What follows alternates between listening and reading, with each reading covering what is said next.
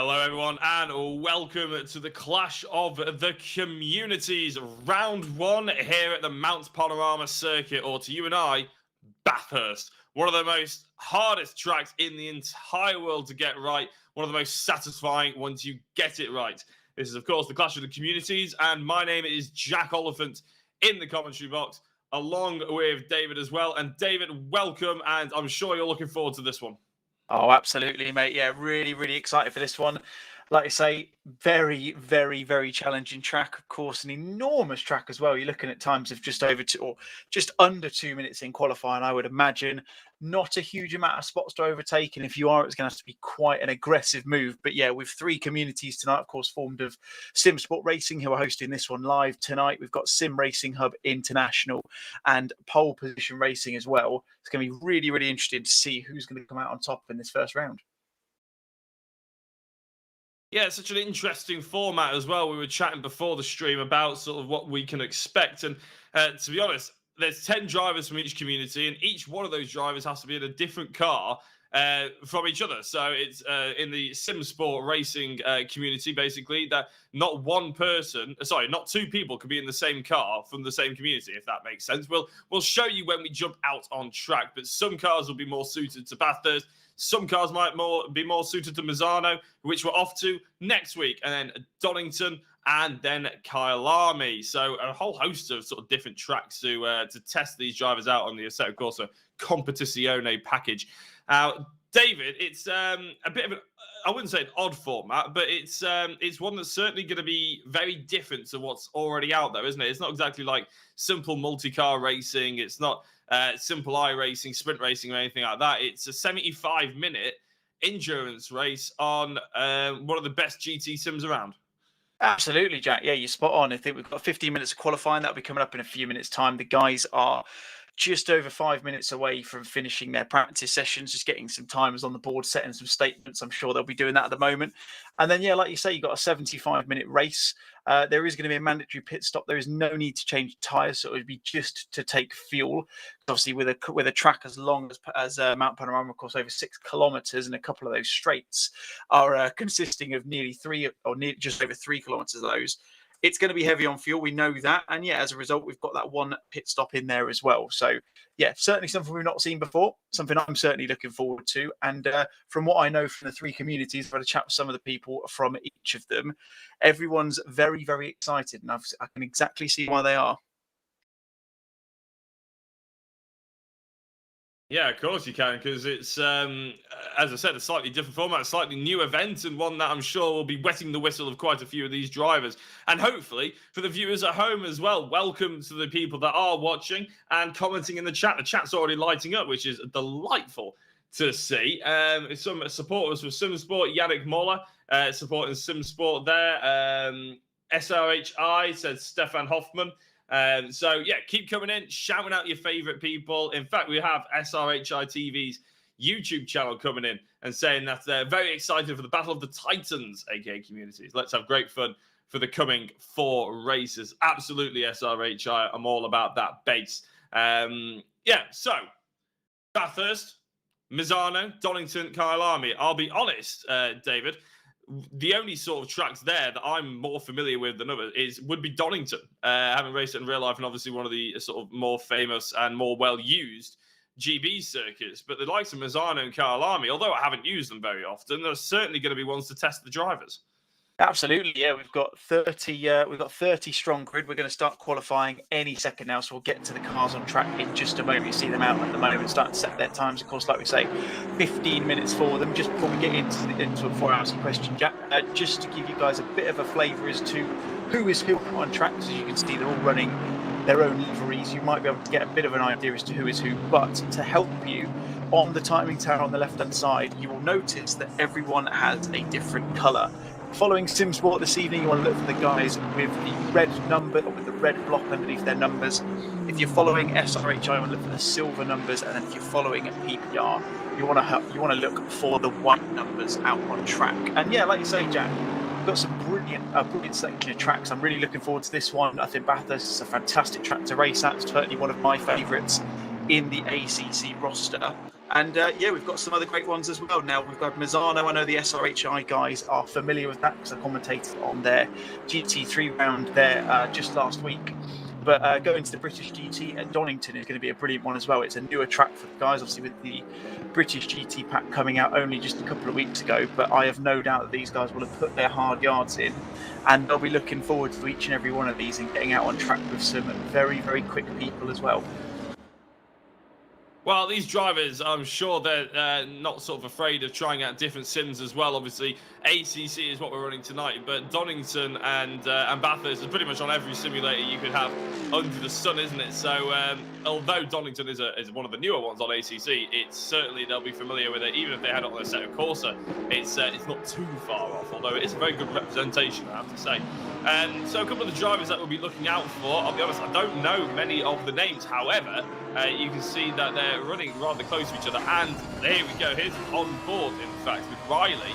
Now, this is the mountain section, entering onto the mountain section, and you can just get a great idea, David, of how close they have to go to the walls here to try and maximise the amount of time out of these cars. And it's very important to get the right setup, because although there is a lot of straights, I think you said about 3 kilometres of straights here at Bathurst, so you need to have that straight line speed under your belt, but downforce and grip is pretty much everything, because if you're going to lose time, it's going to be on this mountain section, not on the straights, isn't it? Absolutely, yeah. You first of all, you're going to need a setup you're comfortable with. That's one of the biggest points here. It's very similar in terms of, and again, obviously, we're looking at completely different areas of the globe, completely different types of track in general. But if you're considering it to something in general, you're looking at a Monaco kind of thing. Very, very difficult or very easy to make a mistake, and it can completely ruin a lap and or a race.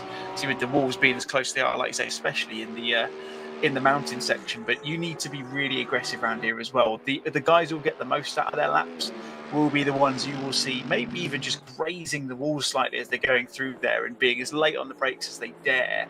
And I think based on the practice times I saw on Pitbull Live, and you can go on to pitbull.live to see the timings that these guys are putting on as well alongside the stream on YouTube via Simsport Racing, you'll see that you can get an idea as to what sort of times we're going to see as Niels van der Kelk comes through and sets a very decent first benchmark of a 2:00.267. I was just about to say, Jack, we're looking at potentially a couple of sub 2 minute times based on the practice laps, and that is some pretty quick pace. We only saw a handful of sub 2 minutes, though, didn't we? So I reckon that's a pretty good benchmark set out there by the Lambo and by the Mercedes, and we'll see if there's any improvements here from Vanst in 21st place at the moment. But as he goes round the first corner, maybe that lap time didn't count, not entirely sure why, but we are starting to see a good 5 or 6 times coming on. And like we said, we talked about these sort of long straights down here at Bathurst. This is one of them, and it's an overtaking opportunity into the mountain, but it's not one for the faint-hearted. It's a very difficult sort of area to overtake, and you get a really good slipstream, but then if you're the car on the outside, you're definitely just going to be hung out to dry into a wall, effectively. With any luck, the driving standards will be pretty good round here. In qualifying, obviously, we're not expecting any dramas, but there is only 15 minutes, so track position is pretty key, as we're back. We're back 4 tenths up Tom van der Kokelt. Kokelt. If I'm saying that wrong, I do apologise. I'll probably get used to it during the stream. But at 4 tenths up, that means they'll be probably taking to the sub 2 minutes. So we could be seeing our first sub 2 minute time. And to be honest, everybody who's set a lap time so far has been fairly spread out, isn't there? It's 2 seconds separate the top 15. And I was expecting, and we probably will expect it to come down to probably a sub 1 second for those top 15.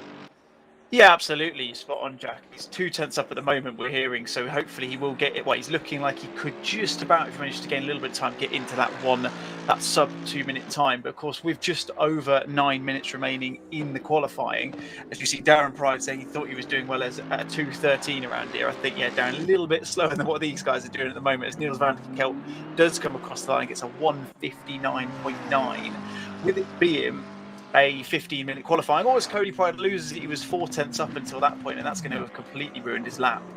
And yeah, we're looking at the fact that it's 15-minute qualifying, obviously 2 minute lap time, as you see, and you're talking maybe 2.5, maybe 2 3/4 minutes in terms of the out lap. So realistically, I wouldn't be too surprised if we saw everyone come out tonight and just go hell for leather for the entire qualifying as Chris Pinchbeck crossed the line and goes a little bit faster on that one, but still in 4th place, 9/10 away from the current pole position sitter Niels van der Kelt at the moment.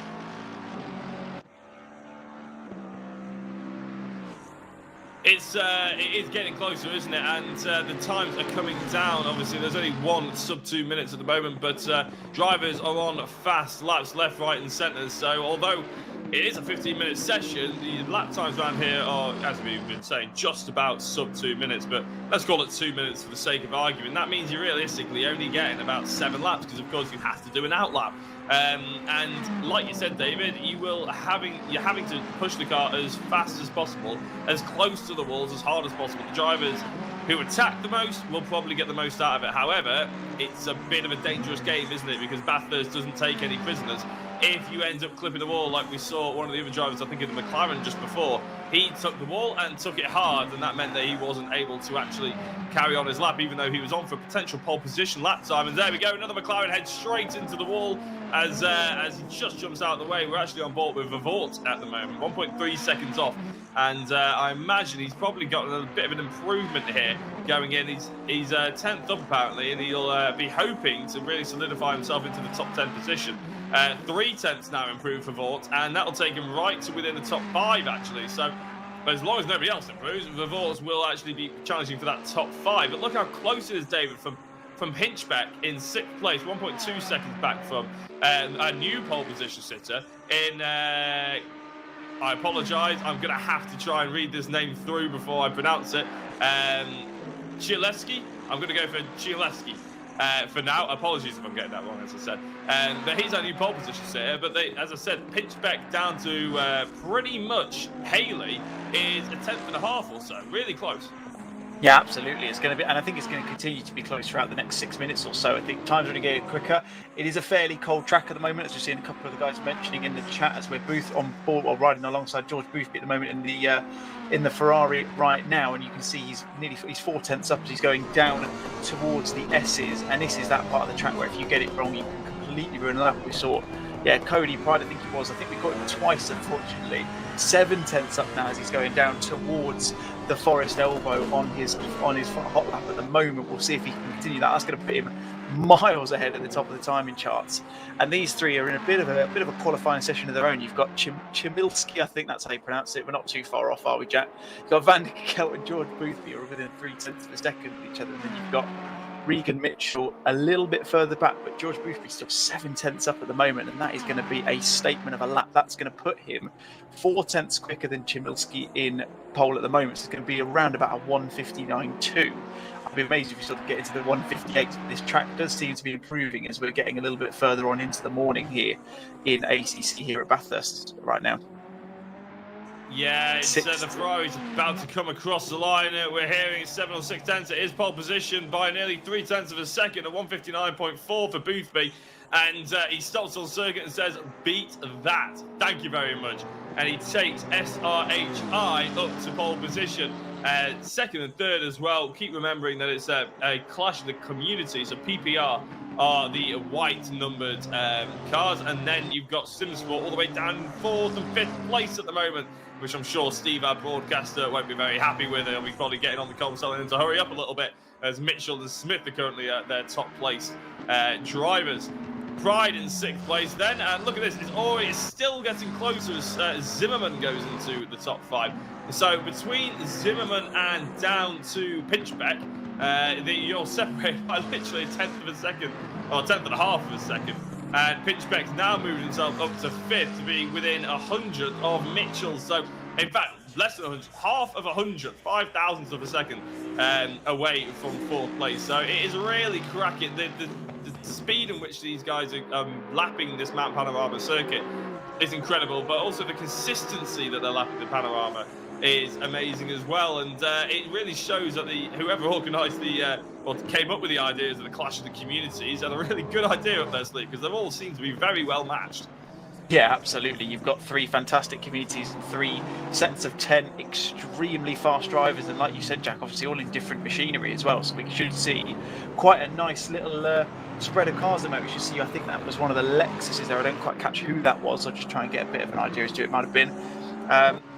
Might well have been Walker there, who's just lost it into Forest Elbow, and that looks like he would have ruined that lap. But Cody Price currently 2 tenths up. He's kind of looking to get the top of this kind of peloton group almost, Jack. You've got the guys at the front who have just sort of set the pace and they look like they might want to disappear in the race if it keeps nice and clean. But like you say, the gap between Regan Mitchell all the way down really to Kieran Vidago down in 18th with just over 8 tenths between them is very close considering the length of the lap this is, as they see Cody Pride going in for PPR Esports in the 15 McLaren 720, going 8 tenths off current provisional pole sitter George Boothby. And I know that him and Niels van der Kerk are members of the same team in the SRHI GT3 Championship. I know how competitive these 2 lads are as well. So I know that Niels will be doing all he can to try and get that pole position off him. He's currently 2 tenths up as he's coming into the mountain section at the moment. Well, let's see if we can stick on the camera with him and see what his eventual times are going to be, assuming he doesn't have any contact with the wall or any little mistakes through this mountain section. Well, that's the thing, isn't it, with Bathurst? You see yourself that you're a tenth or 2 up on the timing. You think, okay, I can just push a little bit harder. Maybe I can get 3 tenths out of this. And all of a sudden, you realise that you're pushing over your limit, and you're gone straight into the wall, and you scuff it about half a second. At least that's how my experience goes with this track. Anyway, these guys are clearly a lot quicker. I think he's gone a little bit hot through there, and he's gone down on his time. So he's lost all that pace that he was hanging on to. And now we're actually on board with Rich Smith, who's 2 tenths up.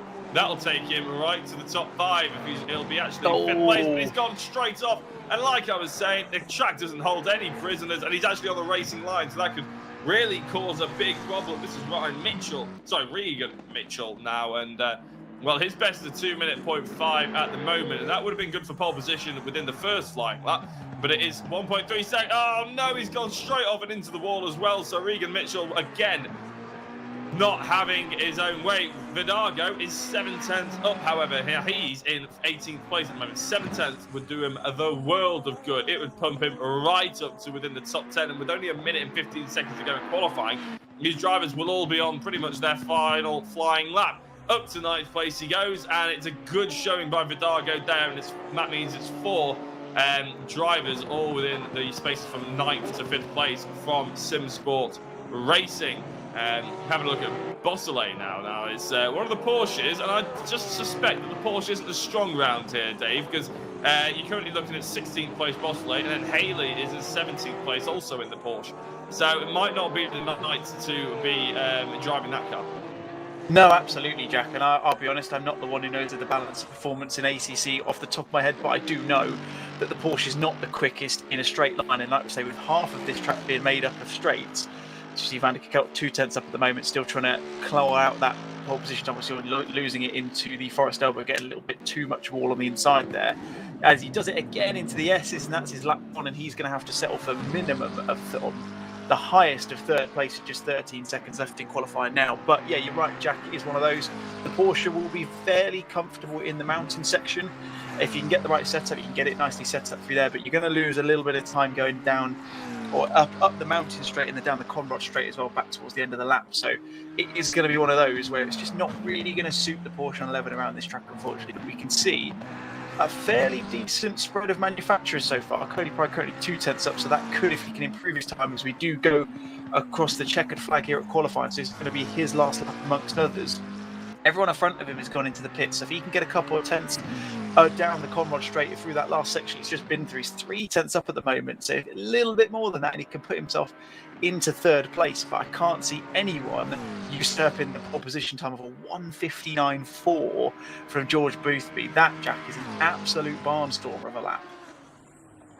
It is indeed. I'm just having a look at where maybe he's gained those positions and or gained that time. And to be honest, he's the only driver in Sector 1 who's managed to hit a 37.8. That is 3 or 4 tenths quicker than 2nd place Chmielewski. And we're now looking at Pride, who's 4 tenths up. That's good enough to put him into 3rd place. So a really good lap time by him right at the end there. So as we're sort of jumping So we'll be able to bring you the grid in a couple of minutes and also the full race. Now, Dave, it's close. That's for given. It's close. All these drivers pretty much know each other. It's a clash of a very well-respected 3 communities. All the communities know each other very well. I'm expecting fireworks here today, but I'm hoping that we're expecting clean fireworks, if that makes sense. Oh, absolutely. Yeah, I've seen in the Discord server for the Clash communities, there is one rule. If you punt someone, give them the position back. So it's going to be interesting to see how that goes. Hopefully, we won't see any of that. Like I say, I've had the pleasure of commentating so far over the last couple of weeks over quite a few of the drivers in here. So I'm fairly familiar with a number of names across the grid. That's what I'm trying to think of. Get your words out, David. Come on. Yeah, I'm familiar with a lot of the guys, and I know that they're very competitive, but they're also very fair races as well. So hopefully, especially over the first lap as we go up into the mountain for the first time, I'm sure what we'll see is a little bit of argy-bargy as we go up towards if we go up the mountain straight into Griffin's Bend. But after that point, I would imagine we'll start to see them kind of just siphon into single file, and then we'll start to see some battles appear throughout the grid. But as you can see, George Boothby, courtesy of SRHI, currently on pole position. He's going to be leading the field away in a few minutes' time. Kamilski in the Honda, the number 14 car for PPR, followed by Cody Pride in the 15 McLaren, followed by Niels van der Kok in the 16 Mercedes AMG. It's an all Simsport third row of Riga Mitchell and Chris Pinchbeck in the McLaren and the Mercedes, respectively. Zimmerman in the Bentley for SRHI in 7th place. Rich Smith, Kieran Vidago in the Honda and Ferrari, and then Aaron van Drunen rounding out the top 10 at the moment. But of course, 30 cars on track. It's going to be busy on that first lap, Jack. And we saw that even though there's 30 guys out on track, and it says, like I say, it's pretty much argue the toss. It's a 2-minute lap time.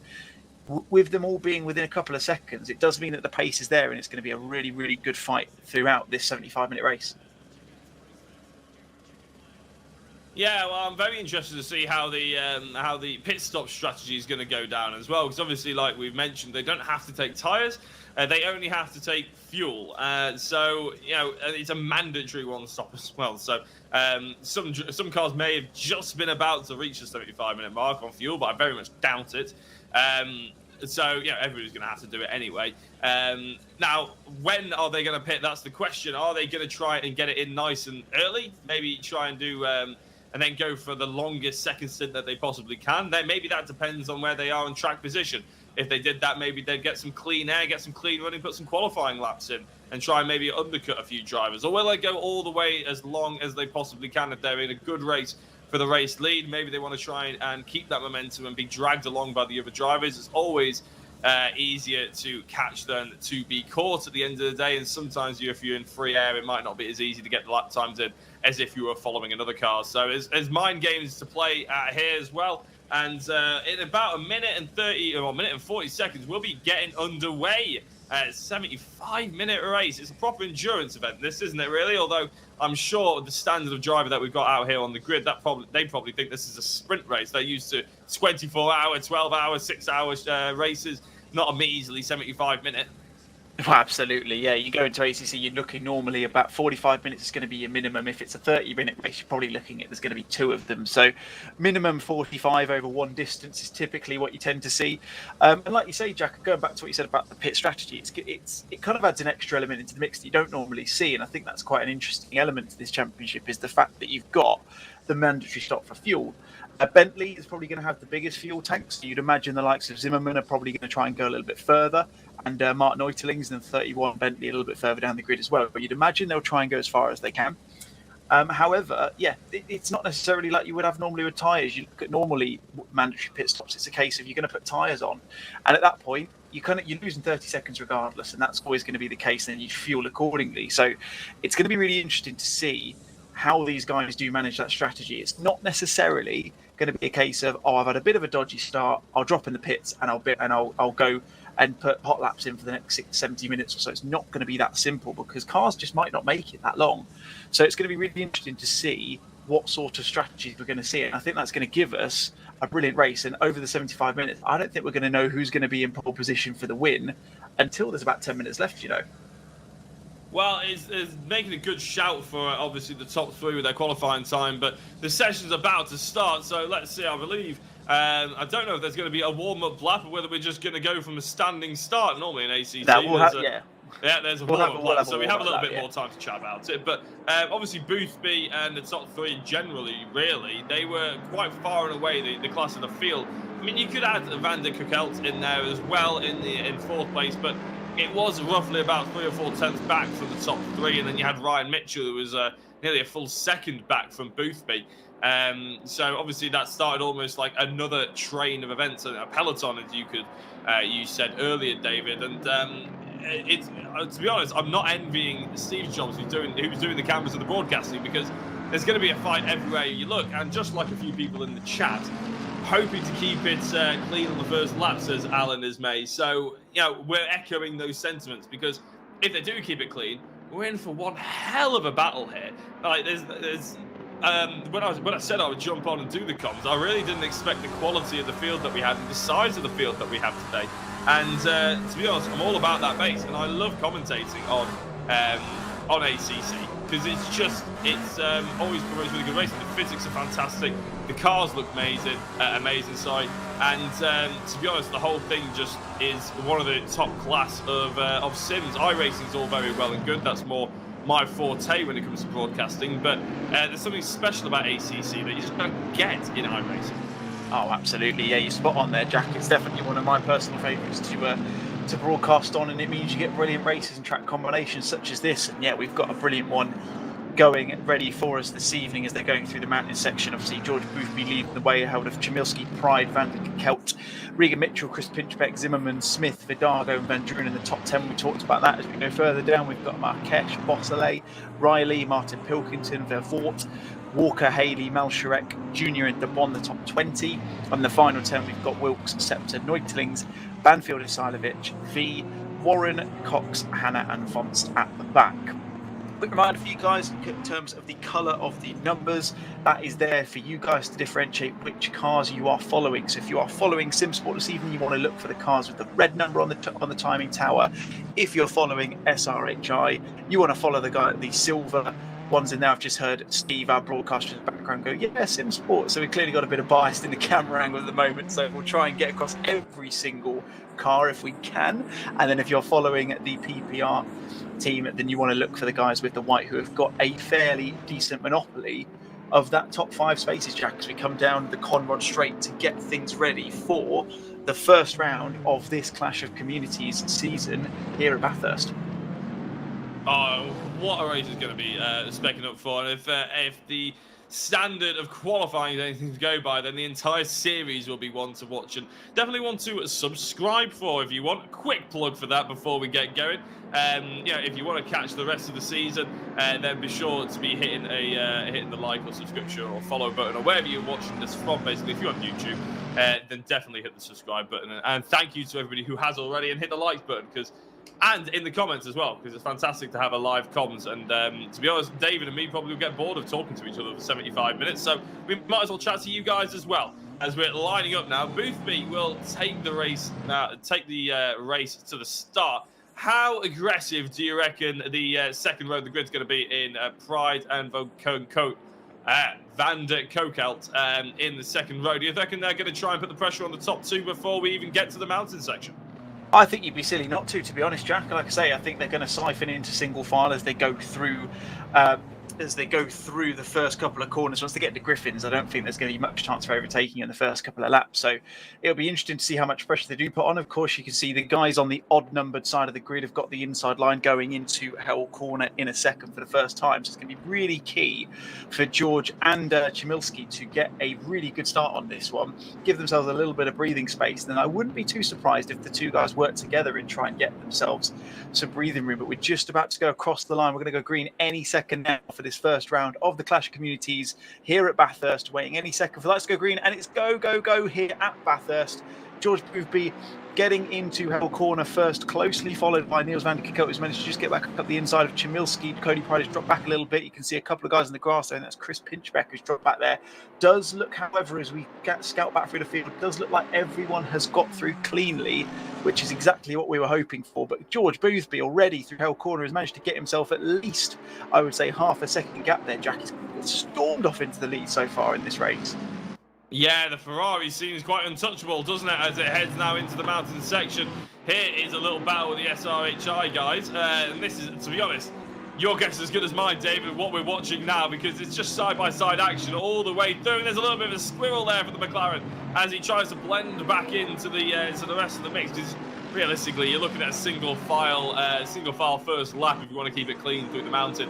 So Chmielewski into second place, Vando Kokelt up to third place as well, and as you said, Cody Pride has gone down to fourth. So Van der Kokelt obviously and Cody have swapped positions from their start, and to be honest, no one was able to put enough pressure on the top two, were they? I think Kokelt tried to, but he wasn't able to get past Chmielewski. So at the moment, George Boothby, he had half a second, it's now been cut down slightly, but in second place it's still Chmielewski, and all of a sudden, from about fifth place back of Pinchbeck in the red Mercedes, sorry, you got a bit of a line, haven't you, all the way back, and they're all separated by a couple of tenths, and there's a sea of red as well. Simsport really dominating that 5th to 10th place battle.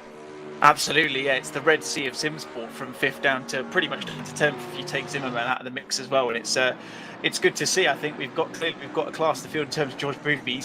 I'm thinking he's going to want to try and disappear off the front seat a little bit, just kicked up by Zimmerman, I would imagine. There is all Martin Pilkington there, and they're getting very out of shape coming in towards Murray's corner out of the chase, and he's putting himself under a bit of pressure from Bosley in the Porsche at the moment.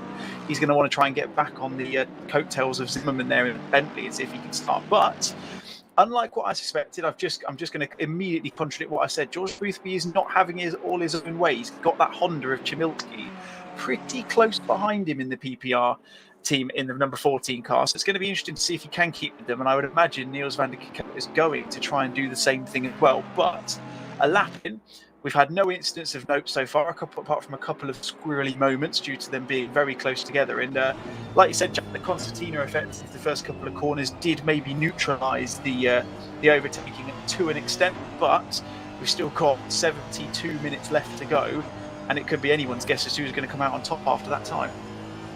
Well, the problem that Boothby has, and he knows this full well, I'm sure, as the entire grid does, their experienced sim races, is the fact that Bathurst is quite a toe-heavy track, so if you can keep within the slipstream of the car ahead, you are in for a good shout at keeping with them. Now, obviously, the skill at Bathurst really comes out in the mountain section, and that is where Boothby seems to be just pulling away from the Honda here, able to really sort of stretch his legs of the Ferrari, but as soon as they'll get back onto the Conrod straight, all of a sudden they'll come out Hell's Elbow, Forest Elbow, and they'll go down the Conrod straight now, and all of a sudden you may well see it visibly close up again. Obviously, it's the timing on your left-hand side of the screen will probably update as they go out of the second sector and into the third. And in fact, there we go. So it's now 0.6 of a second. So he has managed to pull 2 down to the second, going through the mountain. But all of a sudden, as you can see, he's sort of around about back with him. And I reckon coming out of Hell's Corner and going down towards the mountain section again, you'll see the Honda really close on the back of Boothby, but not really able to quite make the move. Yeah, absolutely. I think, like you said, Jack, it's going to be a case of these guys are going to want to try and stick as close as they can into the mountain section and try and see what they can do. As Kieran Vidago under a lot of pressure from Zimmerman at the moment, just about managing to hold the line. Looks like Zimmerman wasn't too aggressive there, which is quite fair to see as they went into the final corner as they go on to lap 3 now. Interesting note of the 30 cars we've got, they're actually only separated at the moment by 30 seconds. There's only a second between them, and part of that is caused by the fact that we look like to have lost, or well, not lost, but Christian Malsharek has dropped a little bit further behind, so I'm not sure if he was caught up in any instance midway through the first couple of laps, but all the way down to Adam Isailovic in 29th at the moment. There's only 21 seconds between them, which is incredible. And Chmielewski actually putting in the fastest lap on the last time round of 2 minute 1.431, 0.002 of a second quicker than George Boothby, so it's close. But yeah, you just need to see if he can keep close to the mountain section and then try and get that toe, as you mentioned, down the back straight and see if he can make a move into the chase. And that's going to be one of the key overtaking spots I think we'll see the guys using throughout this evening.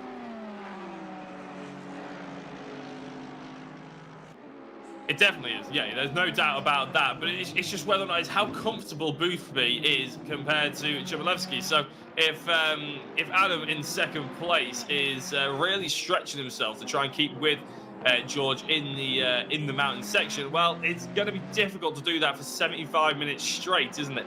And then also make the move and then stay ahead of the SRHI driver into for the next hour or so. And obviously they do have to do a mandatory pit stop at some point. But this is what I was taking note of earlier, isn't it? Chmielewski in second place.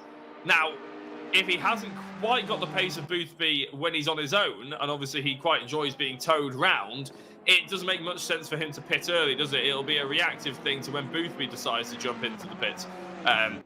But apparently Boothby's 2/10 up, actually, so he's already stretching his legs as the tyres start to heat up now. The track maybe starts to get slightly rubbered in. We'll be starting to see some quicker lap times, and he'll come across the start of the third lap of the race, 9/10 clear of the Honda in second place. And then you got Van der Kokelt in third place, a full second back from the Honda as well. So it's the front three starting to really inch away from each other, as to be honest, most of them are, apart from maybe Zimmerman to Vidago, which is 2/10 of a second. Obviously, we're having a look at Marquez here, who's 4/10 of a second away from Beausoleil.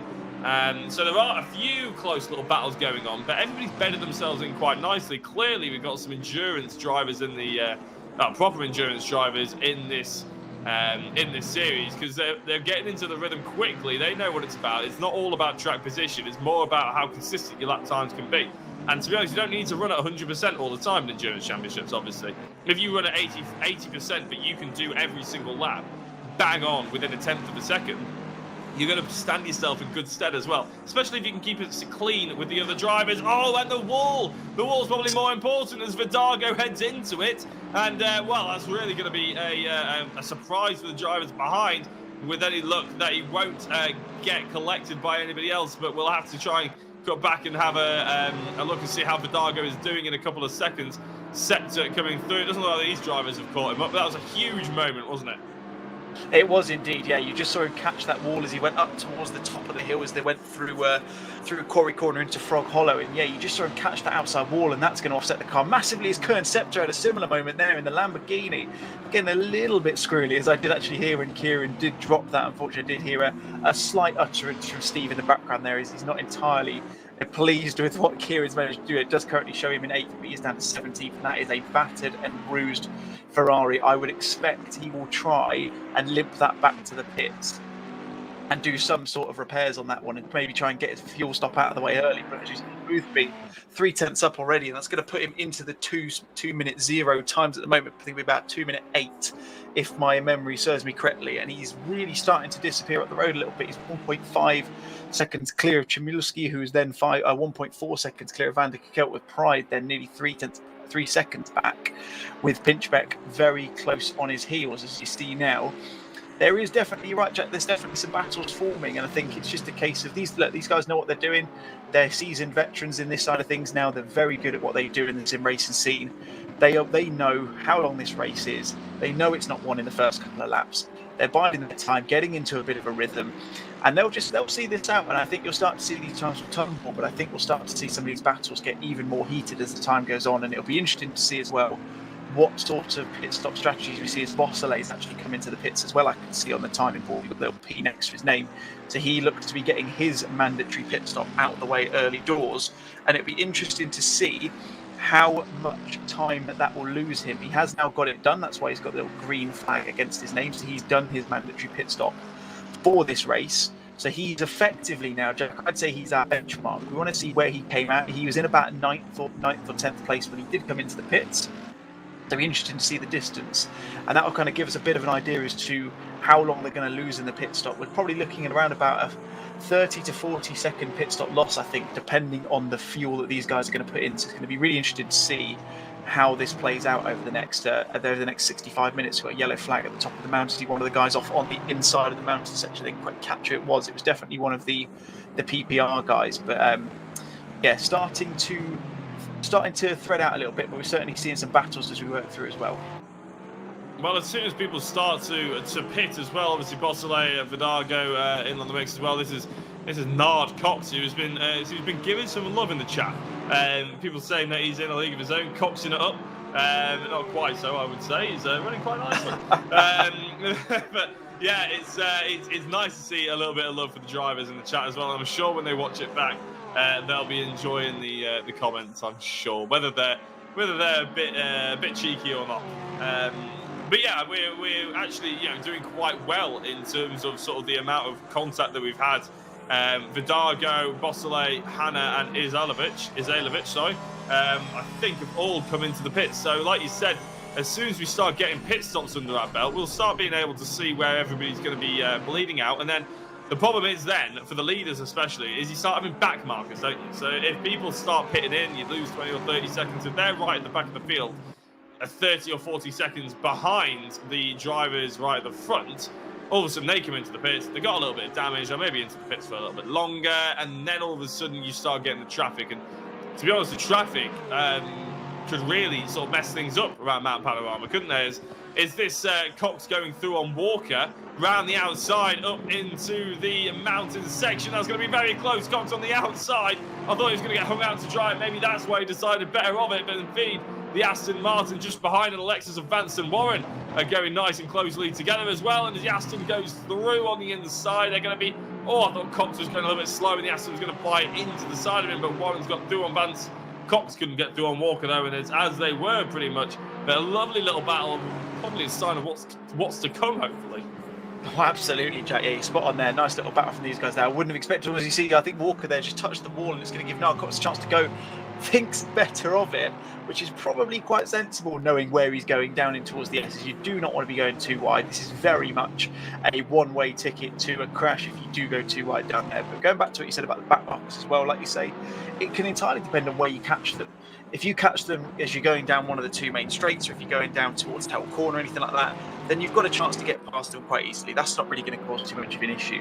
It's if you catch them during the mountain section, you're going to lose a hell of a lot of time, because they're going to have to get out of the way somehow, unless they want to keep it going, and then you're still going to lose time, because chances are at that point, unless they've been damaged and they were up in front anyway, they're going to be slightly slower than they are as well. So George is going to have that to contend to, as are the other guys up at the top of the timing boards as well.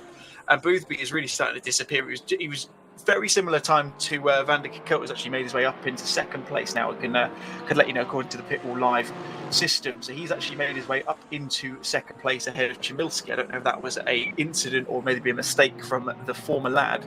However, on his lap before, I did notice that Boothby was second quicker than anyone else on the track, which is quite a statement considering we're only just over 10 minutes into this race, and Niall Cox now has made the move on Walker by the looks of it. He's dropped right the way back, obviously through the couple of mistakes. He is carrying a little bit of damage, as we there see, and that's Marcel V coming out of the pits in the background there.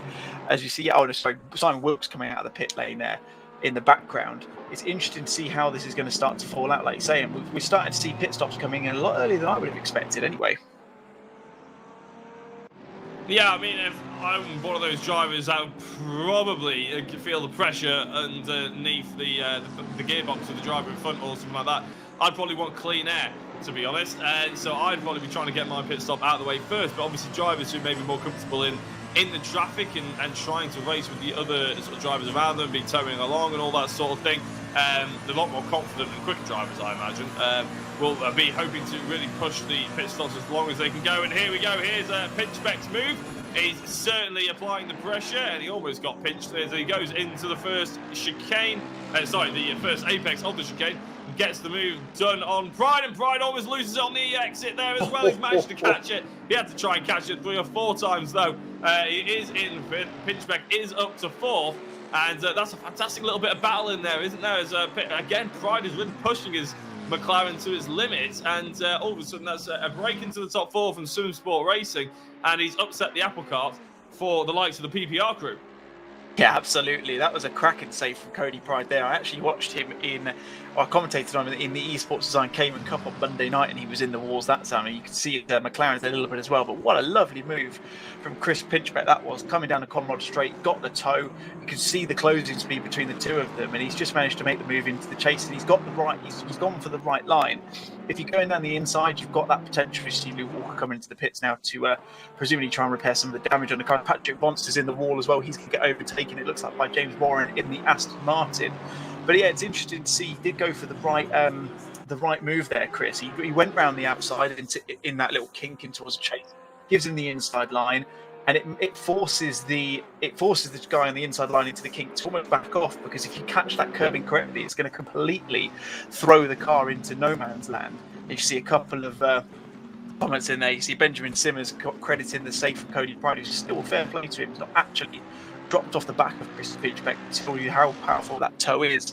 And you can see Yannick Muller, big flex pinchy in a change of pants for Cody Kyalami in the chat as well. So yeah, everyone's a bit impressed with that save. But yeah, definitely a code brown for Cody in that last lap there, as he got that as he came out of the chase. Yeah, it's awesome to see so much support, isn't it, for nearly every single driver. And obviously, I'm sure if it was the other way around, there'd be just as much love going the way of Pinchbeck's way. And yeah, as you know, it's going to be a really close battle. We sort of knew that from the start with the qualifying times. And to be honest, with the lack of incidents that we've been having around here, then there's been no reason for this really to let up. But in class of the field is this orange Ferrari, isn't it? There's no doubt about that when it comes down to it, Dave. And it's Boothby at the helm of it. 4.5 seconds ahead of Van der Kokelt as he's just come out of the driver has just come out ahead of him. I'm not entirely sure who that is, but yeah, George really just pushing as hard as he can and just getting that gap, isn't he? He seems comfortable. I haven't seen the car look unsettled once. Yeah, absolutely, Jack. I think that was Luke. I think that was Walker who's just gone past, who came into pits a lap or so ago, probably trying to fix some of the extensive damage he had on the front of that Lexus. But you're absolutely spot on. It's quite a consummate display from George Boothby at the moment. I did have the pleasure of watching him in the SRHI GT3 Championship last week at Misano, which apparently, according to him, is one of his favourite tracks in the game, which is going to be interesting to see how he gets on next week when we go there for the Clash of the Communities. And he's certainly setting a statement out now. If he's quick around Bathurtst and his favourite track is Misano, I'd be a little bit worried if I was these lot. Trying to claw him down, at least here. There's less chances for overtaking, but Misano is going to be a completely different kettle of fish, and I think they'll be hard pushed to light a candle towards him as Pinchbeck going into the S is now still under pressure from Cody Pride. He's managed to hold that McLaren together well since that position move a couple of laps ago.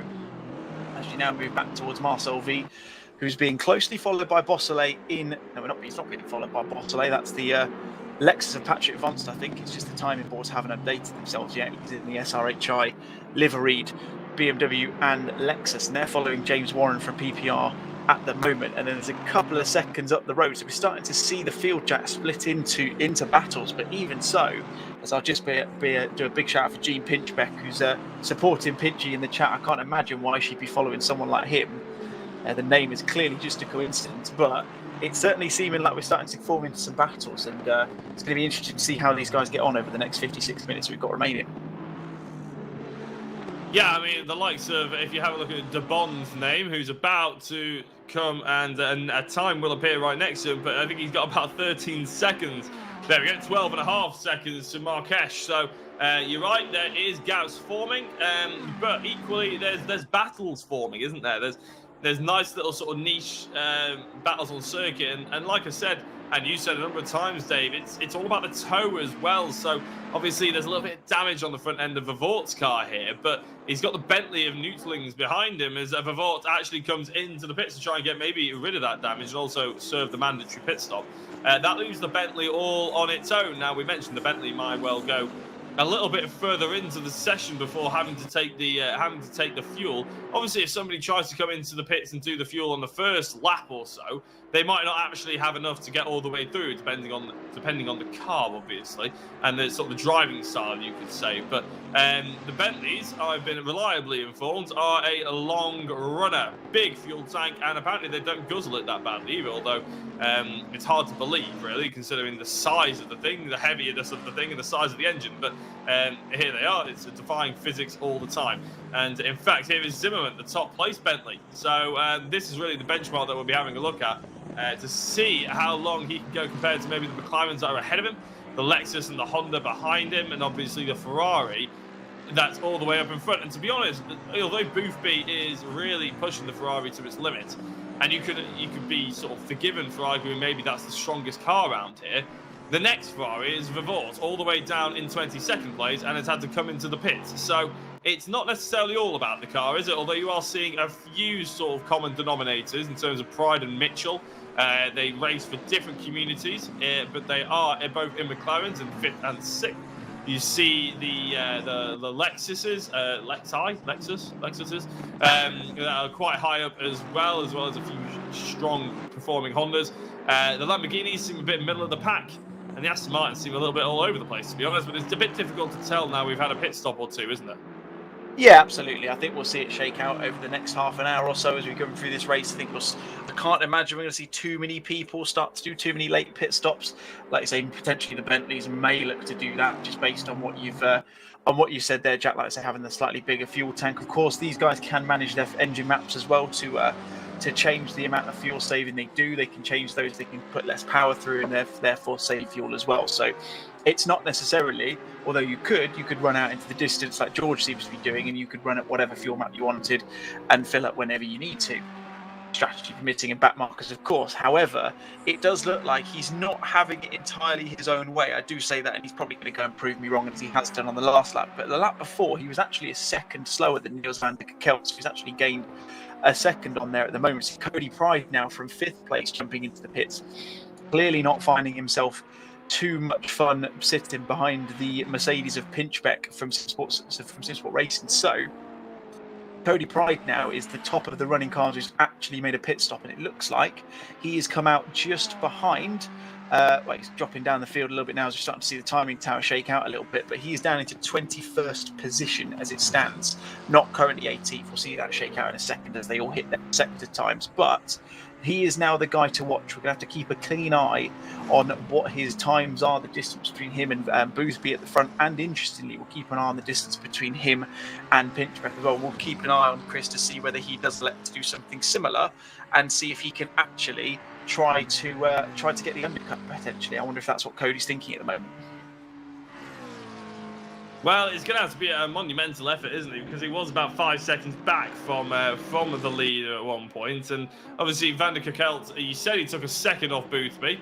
I'm not sure where he must have got that second from, because Boothby's done nothing but pull away in this lap. So maybe he went into a touch of the wall. Maybe he went wide somewhere. Not sure, but Kekelt clearly doesn't have the out-and-out pace to try and catch him. Chmelevski obviously in 3rd place. Now, he was in 2nd, obviously, starting this race. And he showed good pace, but he's obviously just fallen back now. There is an opportunity. It's 1.6 seconds. It's not a huge margin, is it? It's big enough to obviously not really be putting too much pressure on Van der Kekelt, but it's not too big to be worrying about that he won't get the opportunities to potentially have a battle with him further down the race. Back marking position and seeing how the race goes forward. We've obviously got about 52 minutes left in this race.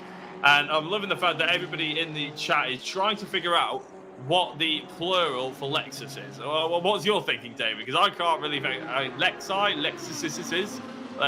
What's your theory? Personally, Lexus is a bit of a mouthful. I think Lexi is definitely the one I'd go for. Lexus just sounds a little bit too much. I probably wouldn't go for what Chris Hill has put in the chat. I'm not sure if I should be saying that live on broadcast. I think we'll keep that one to the chat for now. But yeah, you're right. It's interesting. Like you say, there's 1.6 seconds between Chmielewski and Niels van der Kelt up in 2nd and 3rd respectively. You see Banfield under a bit of pressure from Scepter at the moment in the 2 Lamborghinis for PPR and SRHI respectively. But that 1.6 seconds is probably not enough to get in the toe, so I don't think he's going to gain too much. However, it's enough to keep Niels van der Kelt aware that he's there. He'll know he's there. He'll see him in the mirrors. There's not too many corners, to be honest, around this Bathurst track where you're not going to see the guy behind you with that sort of gap between them. So it would be very interesting to see whether that will impact Niels in any way, shape or form. Like you say, I think it probably was a case of George did make a mistake a lap or two ago because he was a little bit off his normal pace that we come to expect from him so far. Did set a purple middle sector on the last lap as well, so he's definitely not hanging around, and he was 4/10 quicker than anyone else pretty much on that last lap as well. So he's clearly looking very comfortable, and he's doing a really good job with that Ferrari. And I think it proves that, yes, there's balanced performance at play in it in Assetto Corsa Competizione, so some cars are naturally just going to be a little bit stronger at some tracks than others, but it's not all about the car. If you can get the right setup, if you're confident and you can nail every exit, every corner apex, like George appears to be doing, then you're naturally just going to gain time from there as well.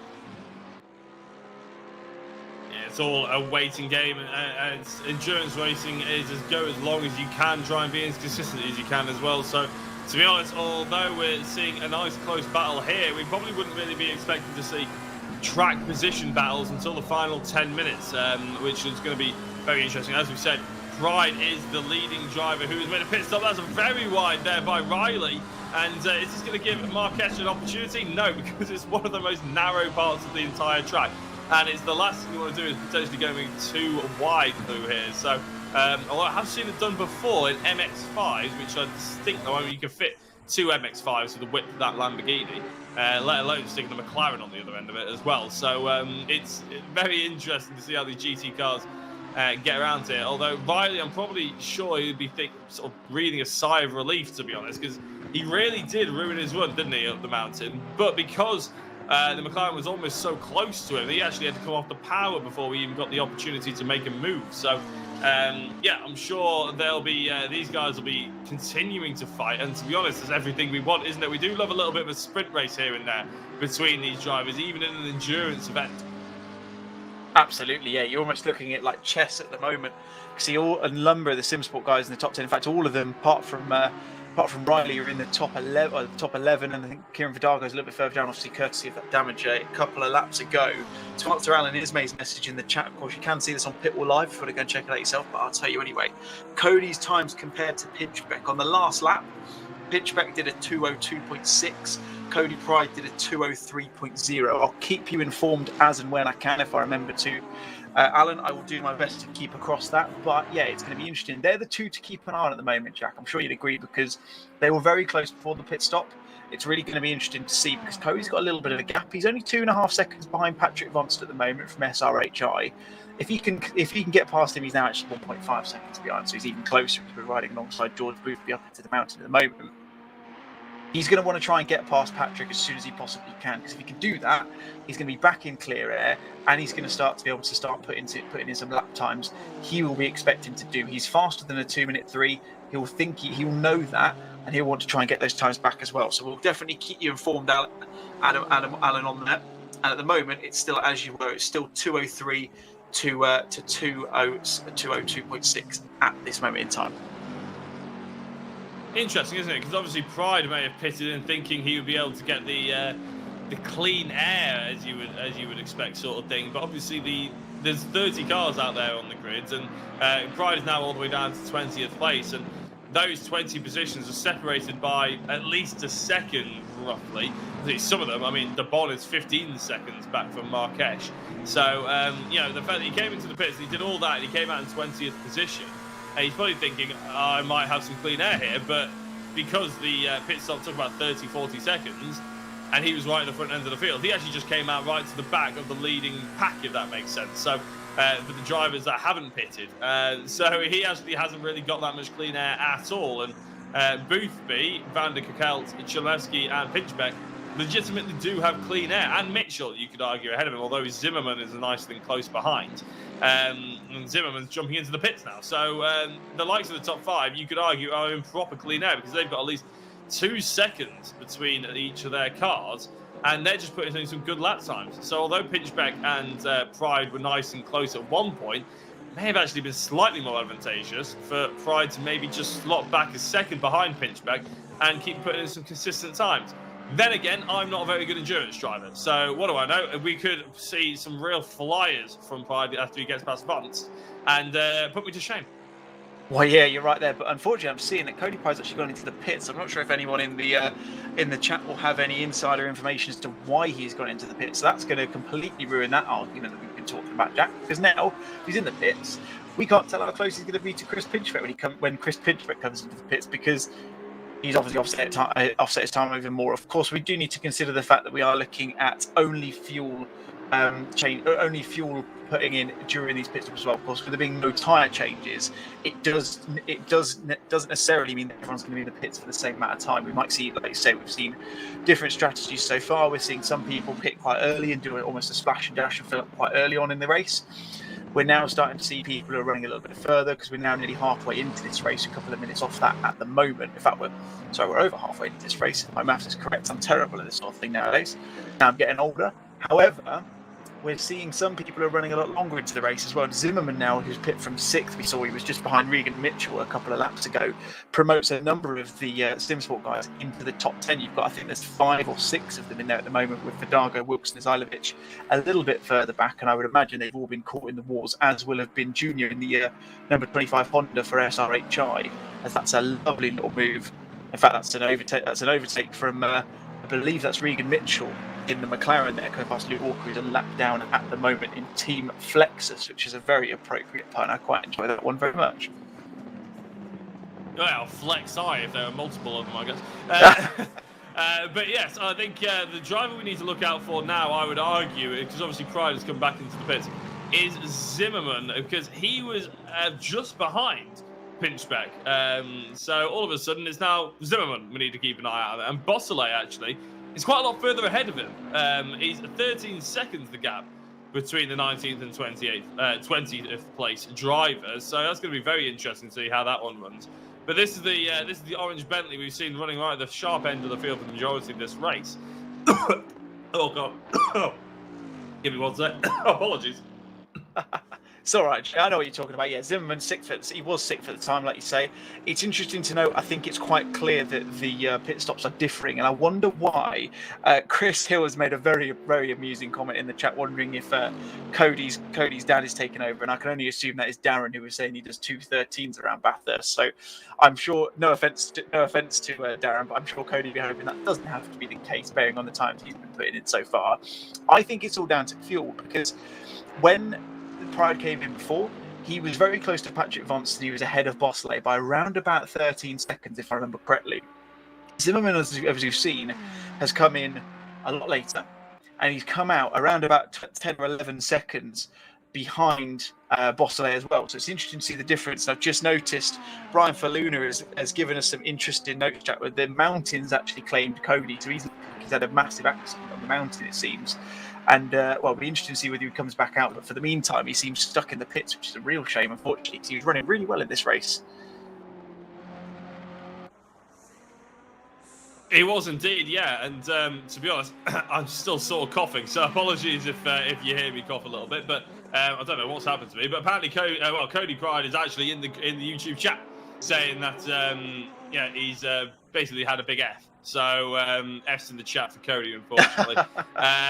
Not probably going to be featuring anytime soon. So as we said, we'll try and keep an eye on the likes of Zimmerman. Van Druynen is actually into 19th place now, and Beausoleil, obviously the leading drivers that have actually made the pit stop. Van der Kerkelt, 4.7 second gap, so he's actually gained yet again on Boothby.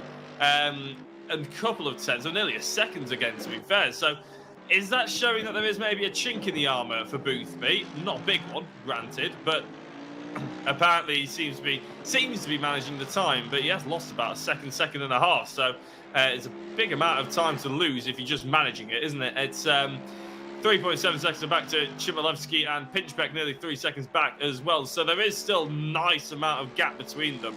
And to be honest, I think if I had a 4.2 second gap, I wouldn't be too worried either. So as Van der Kerkelt almost lost it. I thought he was about to ditch a tyre onto the grass and then head straight into the tyre wall, but it wasn't to be. He comes down the mountain and carries on pushing as hard as he can with Chmielewski, as he said, in 3rd place. Obviously, he started in 2nd. Pride actually started in 3rd, but it wasn't to be.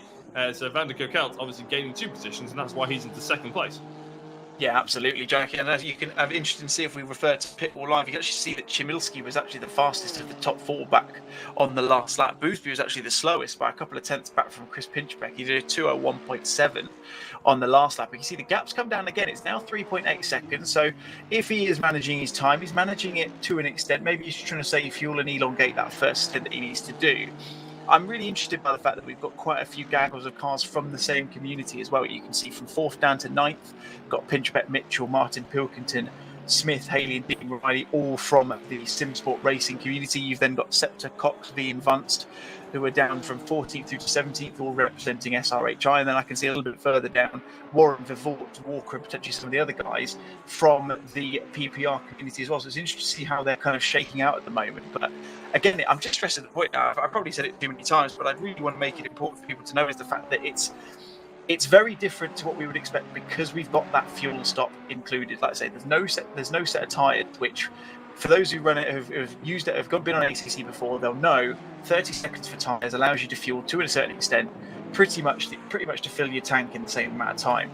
They're not doing that at the moment, which means there's much less time there's much less idea as to how much they're fueling and how much in turn they're spending in the pit stop. So realistically, like you said, Jack, a couple of times, it's not going to shake out until every man on track has pretty much done their pit stops.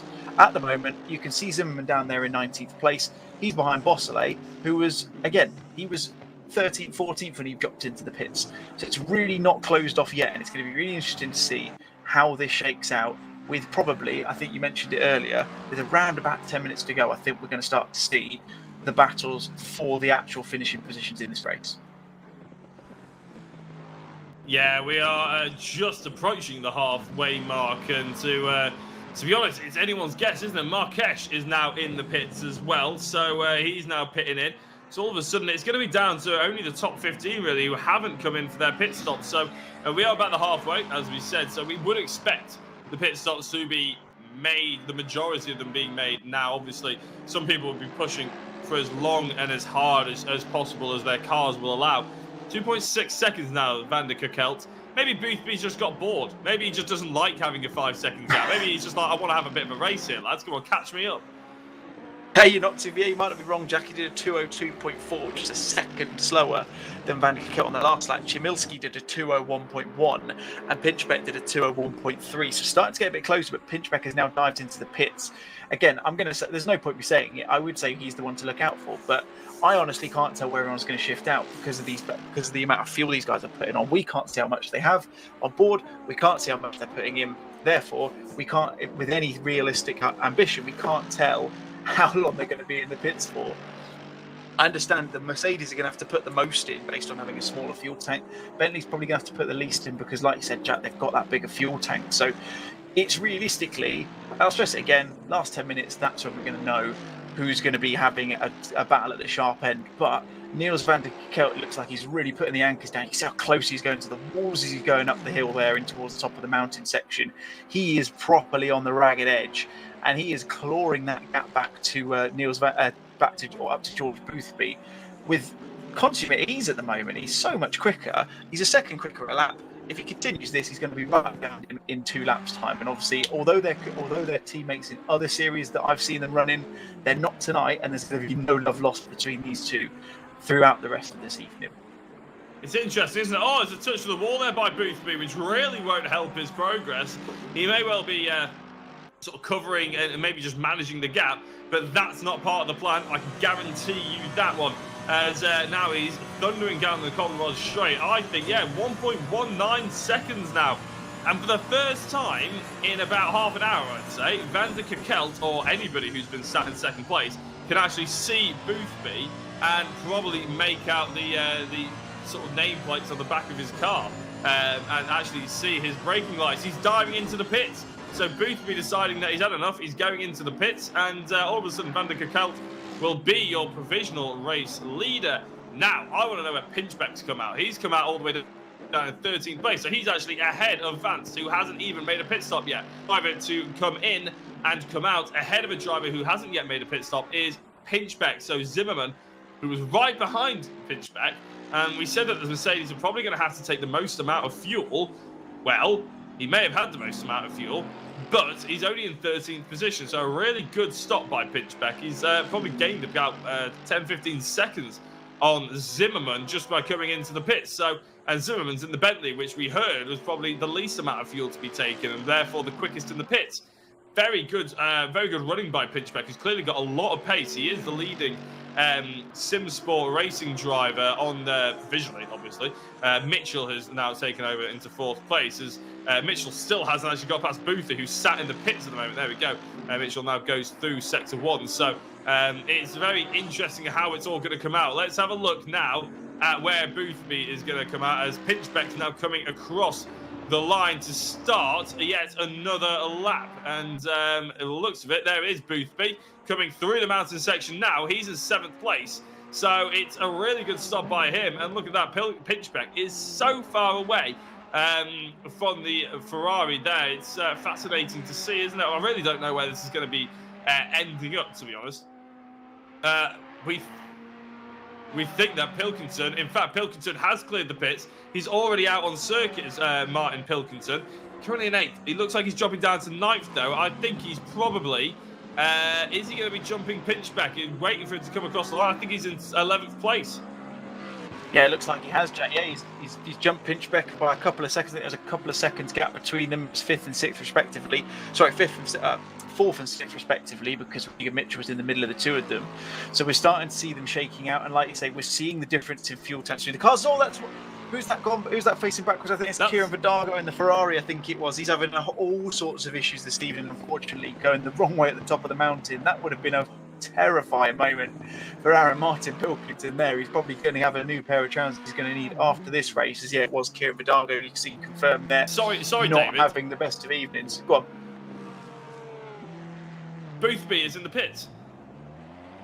Yeah, you're right. Yeah, Boothby in the pits again. What's happening here then? Well, hopefully we'll see to the pits, so he must have span on the mountain section, and then I wonder back if to he's the pits. I wonder if that's why Kieran Vidago is facing backwards as well. Unfortunately, we can't get any replays on the stream this evening. We'll try and get that sorted for next time as well. But I would imagine that's probably why Kieran Vidago is facing backwards. I hope we'll find out in the chat if we can get a bit more detail on that. But yeah, George Boothby out of this race by the looks of it, and he is not going to be returning anytime soon, it seems, which is a massive shock, and that's going to promote Niels van Kelt as it stands to the provisional race lead. And we'll see what he does in the pit lane. Of course, we saw that Pinchbeck lost a fair bit of time to the Lexus of Aaron Martin Pilkington in the pits, courtesy of that slightly smaller fuel tank for the Mercedes. And Niels van Kelt, of course, in the Mercedes as well, coming up behind a gaggle of backmarkers who look to be having their own little race. But George Boothby, big news coming out of this one, is unfortunately, it looks like he's out of this race. Yeah, that's quite astonishing, isn't it? But to be honest, Martin Pilkington in 9th place now. Although we're having a look at Pinchbeck, who's obviously hunkered up behind the next driver, who I think is actually Martin Pilkington. So this is a good battle for what could potentially be a podium battle now. As Chipolewski, obviously in 2nd place, and Van der Kelt. We don't know what they're going to perform like in the pit lane. We now know that Martin Pilkington has really jumped him. He was in about 8th place. He's already back up to 9th after a pit stop. So the leading driver, who has currently not actually had performed his mandatory pit stop, is the driver who's ahead of the driver you're looking at, if that makes sense. Pinchbeck is really chasing, and it looks like he's got the pace on Pilkington as well. They're both teammates. How much team orders are going to be maybe being put through the Discord at the moment? Is it a wait until the Conrod Straight and then you can actually go for the overtake, or is it a case of just out and out race, wheel to wheel, let's just do this and have some fun? Absolutely, yeah. I can imagine Aaron might be worried that he's going to have a little radio coming through to him in a minute saying, "Chris is faster than you," and you can see it now. It looks like it is. Steve on our comms in our production suite at the moment did mention he was going to disappear. He, of course, being the founder of Simsport Racing, for those of you who aren't aware, and it looks like Chris Pinchbeck, using the pace he has got himself into 9th place, and it looked like, I don't think we can say any fairer than that, it looked like team orders, but there's nothing against them in this Clash of Communities Championship. It's all about these guys wanting to do the best for their team. There is an individual championship, of course, as there always will be, but the main aim of this, because there's points all over through this field, is get the points for your team, and there was no point in fighting, losing time. Chris Pinchbeck, you could see, was faster there as we go into this enormous train, which I think is headed up by Aaron van Drunen in the 22 Mercedes for SRHI, and we're looking at our Cox at the moment, and this is an enormous train considering where we are on the track. And confirmed in the chat from Chris Hill, George has a puncher apparently. Again, difficult to say whether that was caused by Kieran Vidago facing the wrong way as well. We'll try and see if we can find out from Kieran as well at some point, if we can, to understand if there was any incident between them. But Nard Cox now going down the Conrod Straight, very close in behind James Warren and the Aston Martin, the number 10 PPR car. Is he going to try and make a move into the chase? He's looking very late. He's going to go for the send. Oh, it's very close. It is very close. I think Nard was probably looking a little bit concerned there. I don't think that was the intention. I think he was a little bit too far off and just kind of probably didn't think to go the old Daniel Ricciardo-esque lick the stamp and send it. I think he was a little bit worried there. He might have caused a collision, but he's just about gotten away with it. But he looks like he's going to get the move done into Hell Corner. Got a great run out of the final corner from Murray's and gets the move done into Hell Corner. And that puts the SRHI driver up into 15th place. Yeah, leg strength competing against Chris Hoy, I imagine. The amount of power he must have been trying to put through his brake pedal there going into the chicane, but he did get away with it, and obviously he's now made the move, but he's not having it all his own way as the Aston Martin tries to fly around the outside. He's going to make contact with the wall. Oh, I thought he was going to get spat out into the rest of the field as well. That is not what he was anticipating, and Warren, unfortunately, is going to slot in right all the way down in 19th position. Marcel V a little bit further up, but Cox, he probably saw the Aston Martin coming around the outside, Dave, and probably thought, what on earth are you doing here? This isn't going to work for either of us. Luckily, it was Cox who came out on top from his perspective, but here is a battle of the Simsport racers who now are dominating the top 5, you could argue. 3 out of the top 5 are Simsport. However, they're not in the 2 places you really want to be, and because that's belonging to the PPR crew of Van der Kerkelt and Chmielewski, and I'm guessing the SRHI guys, with the lack of George, obviously had a puncture, not really represented in the top 10 all that much. In fact, you have to wait down all the way down to 12 to catch the next SRH driver. Yeah, absolutely. I think we can see UKOG Racing from what he said in the chat. I would imagine that is George.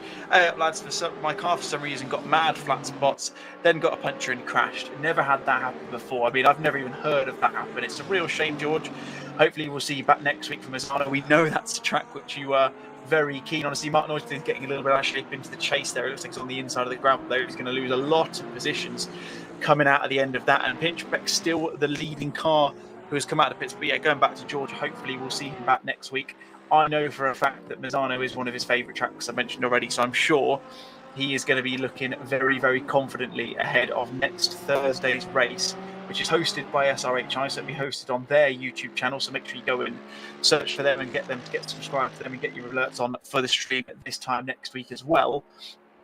But at the moment, SRHI not really doing the business on the track, Jack, like you mentioned. Currently, their lead car is Simon Zimmerman, all the way back in 12th place in the number 20 Bentley, who's 3 seconds back from Bossele in the number 13 Porsche for PPR, who's then 20 seconds back from the top 2 cars who have pitted at the moment, who are closing down on Banfield, it looks like, in the number 19 Lamborghini of Pinchbeck and Aaron Martin Pilkington. It's going to be interesting to see how this shakes out. Steve Haley comes into the pits as well. He's in the Porsche at the moment. He's going to drop in. They should have a decent stop at the moment. He's managed to run a fair distance into this race, nearly 50 minutes so far, and we'll see where he comes out as well. I imagine he's probably going to shake out around the sort of the 13th, 14th place mark, if I'm not mistaken. Yeah, I imagine so. And when you think of it, the Van der Kerkelt and obviously Chmielewski will probably pit in and then come out around about Pinchbeck, who has, by the way, overtaken a driver who hasn't yet come into the pits in the Lamborghini of Banfield. Banfield, what am I saying there? Banfield. So I imagine the SRHI guys won't be overly pleased with how this opening round's gone. However, there are 3 more rounds to go, and it is just a fun championship at the end of the day. It's brilliant. What a full grid we have here tonight, David. We said it at the beginning of the broadcast, but if you're just tuning in or you didn't quite catch it, obviously there are 10 drivers from each community. So that is Simsport Racing, SRHI, and PPR as well, Pole Position Racing. Out of those 10 drivers, so let's, for instance, take Simsport for an example. Not 2 drivers can represent the same car. So, for instance, if we have a look at Ryan Mitchell, he's currently in the McLaren. No other Simsport Racing driver will be able to race in that McLaren in this race. If you're trying to look for another McLaren, you'd have to look at Marquez, who's in 13th place, and he's representing SRHI. And yet again, you wouldn't actually see another McLaren in the colours of SRHI, and obviously there'll be another McLaren for the PPR crew as well. So that is sort of the rules. It's a really interesting format. 4 rounds as well. We're here at Bathurst for this one, the Mount Panorama circuit, one of the hardest circuits of racing. It's already claimed some big names here tonight. Misano next time out. Oh my days, I'll just have to cut back to this because Newtling and Marcel V getting extremely close to each other there. We saw Newtlings actually lose a lot of positions because obviously he came out on the inside of the chase. cutting the corner basically completely through the gravel trap. And Marcel V looking like he was trying to anchor up to go up the inside onto the mountain section from about 3 car lengths back. Would have been an absolutely epic move, but it probably would have ended it in disaster. So I'm very glad that he didn't take that approach. Now he has dropped back to a fair old half a second, I'd say. So that is, this is the first, obviously, Mount Panorama Circuit. Misano is the next round with Donington, the new British GT DLC track, coming in as the 3rd round venue. Then Kyalami as well is the rounding out the entire field. And as I understand it, Dave, each community picked a track, didn't they? So, this is Debon, just ahead of Pinchbeck, isn't it? As Pinchbeck's caught right up to the back of him. And it looks like we're going to have another little battle as Debon looks like he's going slightly defensive. It looked like he maybe skimmed the mountain section a little bit, and he's gone wide, and on the inside goes Pinchbeck, but he's going to be the outside for the next bit. He carries so much momentum. He's gone straight through. Debon, I think, probably let him have it a little bit rather than make a massive amount of contact. But Pinchbeck is straight up there, not messing about, into 7th place. Oh, what a move that was, Chris Pinchbeck. Eat your heart out. Steve is saying to me in my ear, he's taught him everything he knows. What a move that was. Steve is lying. Into the cut-in, caught the cutback. I mean, it's not often you're going to get a cutback around that corner, and he has managed that perfectly. What a move, son. Well done. And that is a statement, if anything, and it's going to be really interesting. He's obviously, like I said, lead car who's not yet pitted, and it's going to be really interesting to see how this is going to shake out. Just under 24 minutes left. We're now watching Marcel V, who's putting Mark Neutlings under some increasing pressure. We did see actually Mark as he was going through the mountain section on the last lap, as he went over through Frog Hollow up towards Sulman Park. Oh, that's a wonderful move again. Is Marcel V, he's going to hold him out. He's going to hang him out to try. Mark Neutlings just about holds on. It does mean that Marcel, if he can stay alongside him, is going to have to run into the cutting, but Mark shuts the door. Aggressive move from Mark. I wouldn't have expected any less from him, knowing him as well as I do. And that is a wonderful battle from these two. No quarter given. And brilliant racecraft from the two of them, resulting in still 2 guys on track, and that is the main thing we're after, and they're doing a brilliant job of that so far.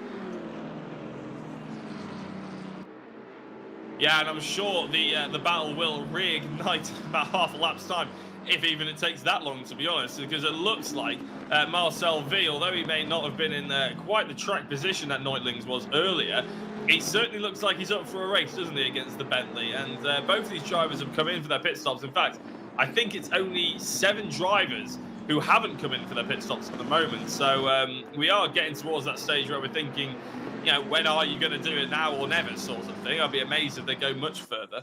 But here we go. The slipstream for the BMW could really play a massive part to try and overtake this Bentley. We know he's got a massive grunt down the straight. But here we go, the slipstream takes all, and it's going to be Marcel V going straight up the inside and into the chicane. He goes, and already, look at that.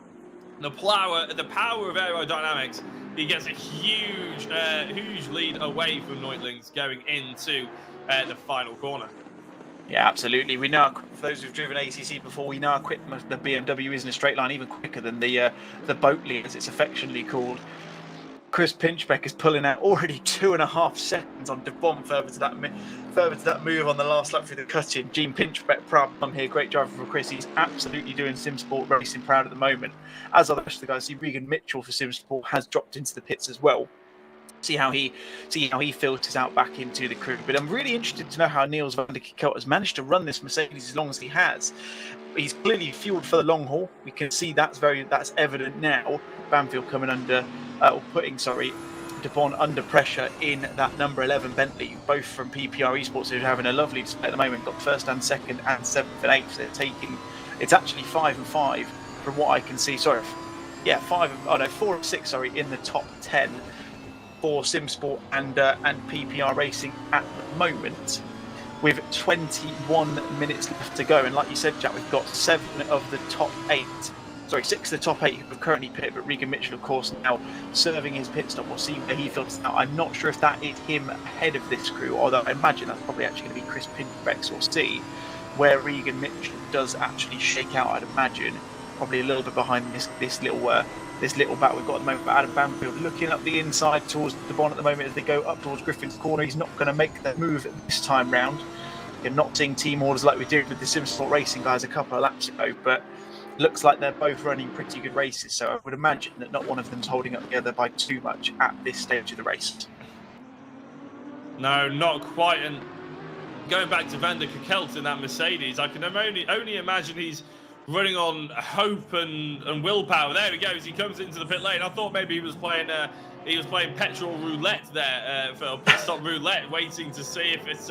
He sees his tank is on empty, but can I get away with another one? Can I go a little bit further and run with a lighter car for one more lap? Well, he's coming to the pits now, as Chmielewski will take the provisional race lead. He's decided not to run into the pits just yet, and that's Honda efficiency for you, isn't it? Being able to go for as long as humanly possible.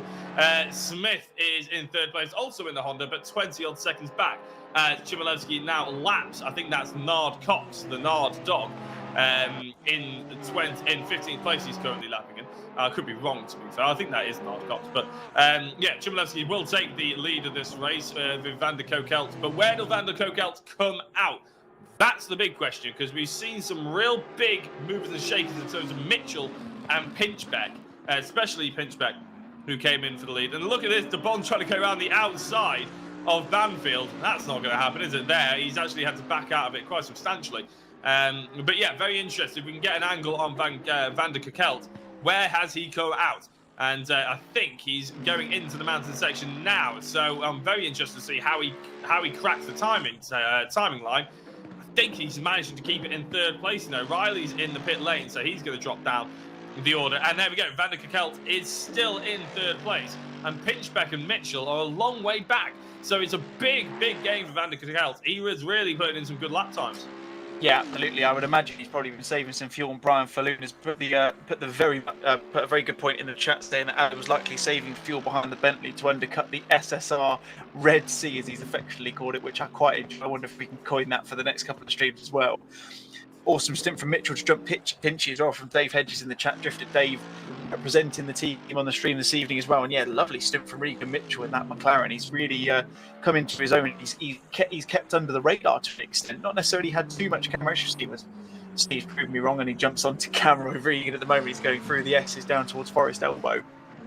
But yeah, it's starting to shake out a little bit. We can imagine that Niels van der Kekelt probably still in provisional race winning position at the moment, but looks like he's going to at least get a podium for his troubles this evening. He's got just over 17 minutes left. Chris Pinchbeck currently now in fifth place. We write down the Conrad straight with him. Banfield and De Bon still very close. I would imagine we saw a little bit of team orders between those 2 minutes ago, because yes, it was a lovely move from Adam Banfield, but Eric De Bon did look to park it on the outside of the chase. So I'd imagine it was probably a little bit of team orders. I don't know what you think about that, Jack. Well, potentially, yeah. I mean, I like to try and believe that all these drivers are running without team orders, but yeah, they come into effect, don't they, sooner rather than later? And it's just the way it is. When there's championship points up for grabs on, especially a team championship, you want your fastest drivers to be running unopposed. And to be honest, if you're battling, then you're slowing each other up, aren't you? So you might as well just try and get each other through. You know, it's one of those things. We have to. I've had to taste the bittersweet team orders as I was spectating my brother getting told to move out the way and give up a podium position in the touring cars before now. And it's nothing that the racing fans ever like to see, because you always like to see wheel-to-wheel, door-to-door action between any drivers, no matter who they're racing for. But at the end of the day, it happens. It's part of racing. In an endurance championship, it's definitely part of racing. In fact, it's a pretty key part of racing.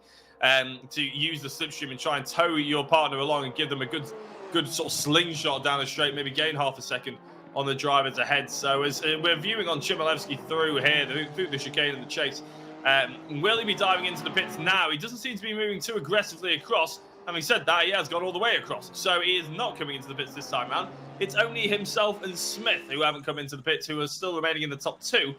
Banfield and De Bon haven't yet pitted in, but they're in 6th and 7th. They've actually been overtaken by 3 people who have come into the pits. One of which, obviously, is our provisional race leader, I'd say, in Van der Kekelt, Mitchell, and then Pinchbeck, the top 3. And so, difficult to see. But like we were saying earlier, Dave, last 10 minutes. Well, we're getting to 15 minutes to go, and we're starting to see this race take shape. I reckon we're going to start seeing people pushing for track position.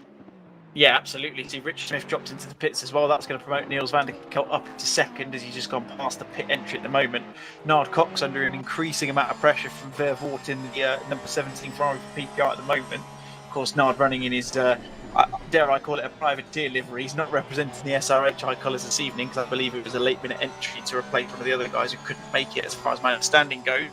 But he's certainly doing a good job at the moment because he may not have necessarily had too much practice. He's certainly hauling that Porsche round really nicely at the moment. Third of the Porsches, so he's got Steve Haley up in 10th place and Bosselet up in 12th, and then obviously Nard is saying at the moment currently in 15th place.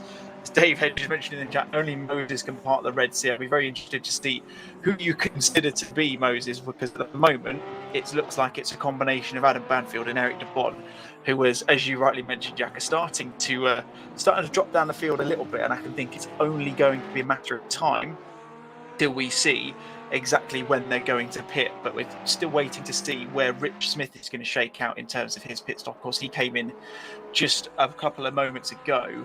Haven't quite seen him drop out. I can just see him appearing on the timing board. He's in 5th at the moment. I'd imagine he'd shift a little bit further down as well. That promotes Chris Pinchbeck and Regan Mitchell up to 4th and 3rd respectively. Niels van der Kelk in 2nd, and then Adam Chmielewski in pole position for the race win at the moment. But of course, still has to pit. Now, the question now is, Jack, how long is he going to spend in the pit lane, and does that give him a potential chance of taking the race win? Difficult one, isn't it, really? It's, I mean, we sort of given our theories before now, and they've been completely wrong. As I think there was a little bit of damage there. No, I thought... Apparently, just hearing in my ears that apparently Pinchbeck is actually making a second lap up on Mitchell. And I tell you what, you can see them in the same shot, can't you? So all of a sudden, although Mitchell did a really good job to sort of undercut or overcut, or I'm not really sure which way of doing it, but on the other SSR driver, it doesn't seem to be that Mitchell has the pace. So Pinchbeck, he's been carving through the field. It looks like he's going to be carving through this one as well. And like you said, will Kokelt be able to get the jump on Chmielewski? Will Chmielewski keep the position away from Pinchbeck and Mitchell? These are all things that we're going to have to figure out over the next 13 minutes, because to be honest, there's only about 5 laps left of this race. And I can only imagine the drivers who haven't pitted in will have to pit in. Well, they will have to pit in within those 5 laps, and if they don't, they'll be disqualified. So although I thought everyone would have done this by now, I didn't think the cars would be able to go this long, to be honest, because I thought they would be under-fueling quite significantly to try and keep the car as light as possible for as long as possible. It looks like I've been absolutely corrected, and I wouldn't be surprised, though, if we see Chmielewski finally come into the pit, so we can finally see where everybody is on track position. Yeah, absolutely, Jack. You're not wrong there. I think every time we've tried to predict something might happen, we've been proven wrong time and time again. I think that was Wilkes that Pinchbeck was following on track at that point. So I don't know if there's too much between. I think it's 6.5 seconds between Chris Pinchbeck and Regan Mitchell. Chris is actually one of the fastest guys on track at the moment, only usurped by Niels van der Kelk, of course, who's in 2nd place at the moment, currently 35 seconds behind current race leader, who we're riding alongside at the moment, Adam Chmielewski, as you see Niels van der Kelk coming down onto the Conrod straight behind, I believe that is Walker in the number 12 Lexus. I believe that is the case. And yeah, with the time that we have left, it's going to be really interesting to see how this shakes out. See, Brian in the chat mentioned in the pit delta averages around 35 to 41 seconds, depending on fuel and or repairs. And of course, that does mean you have got the chance to put some repairs on the car without the tyre change as well, which doesn't necessarily slow things down as much. And as expected, Chris Hill confirming that Nard Cox is a super sub for this evening, which, in my opinion, makes the fact that he's currently 15th out of a field of 30 cars around a track such as Bathurst. I think that's a pretty good showing at the moment. It's a very good showing indeed, isn't it? And he's sort of placed himself not only right in the midfield, but he's also put himself sort of towards the top end of the SRHI drivers as well. So although he was a super sub, he's clearly one of their quicker drivers, or either that or a quicker racer in any case. Because I think if you just take out everybody else apart from the SRHI drivers, he's actually 4th in class. So it's pretty impressive, to be honest. And obviously the Porsche maybe isn't as favourable around this track either. So yeah, very good from the Nard dog. As now Well, with 10 minutes left, David. Now, obviously, we had a big sort of moment for one of our pole sitter, who was obviously no longer George Boothby, no longer rotating the track. But it's been a bit of a class of the field from Kekelt, hasn't it? It's been a dominant performance. Now, we thought that the top three would really pull away, or maybe potentially top four would pull away. But it's sort of been the case of everyone has sort of gapped themselves a little bit, hasn't it? It's not as close as we were expecting in qualifying. No, absolutely. As you see, Chmielewski pitting in now, so it'd be interesting to see what side of Brian Faluna's delta that he's mentioned of the 35 to 41 seconds it will actually take Adam to actually get in and out of the pits, because currently at the last point on Pit Wall Live it was a 34.7 second gap to Niels van der Kekelt. I'm hoping we'll be able to stick with Niels as he goes down Conrad straight into the chase, and we'll see where he comes out. Nard is the next Hulkenberg he's also mentioned as well, which I think is very appropriate. Although I'd like to think that Nard is a little bit more, has got a better chance of retaining his place for next week of the SRHI hosted race, which is, as we mentioned, going to be at Misano. And I can only imagine that has been selected to suit a certain George Boothby, of course, who is in the chat. Unfortunately, we did lose him due to a very, very unlikely event where he did lose his everything. You see there, Niels van der Kekelt comes out in front of Adam Chmielewski. That leaves Adam in second place, and it's going to be a PPR 1-2 as it stands. And I can't foresee Jack that changing. With 9 minutes left, there looks to be about 18 seconds between Regan Mitchell and Adam Chmielewski, maybe give or take a couple, depending on how the timing tower shakes out at the moment. And then it looks like it's going to be one of either Regan Mitchell or Chris Pinchbeck, based on the time that he's clawing back on Regan, to see whether he is going to be, whether he can get the final step at the podium or not. Well, I think that's the race that's really on hand out of this top sort of five drivers, isn't it? Is whether Pinchbeck can continue his raw pace that he's got underneath him in the Mercedes and catch up on Regan Mitchell. But here's a battle of the two Porsches. Haley and Beausoleil in 10th and 11th place, obviously. This is SSR and PPR respectively. A little battle of the clash of the communities, you could say. Although, we may say that the top two are PPR and the rest of them are Simsport Racing.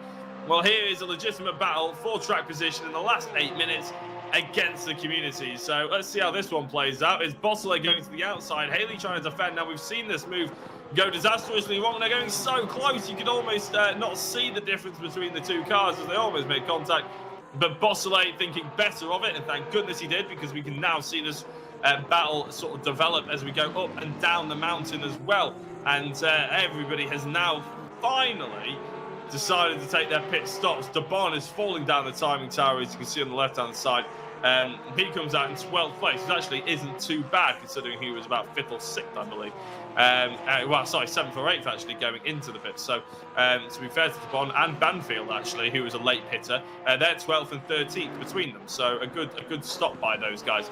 But as I said, the clash of the clans is actually, or the clash of the communities, I should say, is actually sort of personified here with Haley and Beausoleil. Obviously the same car, very equal drivers by the looks of it, and battle it out on this Mount Panorama circuit.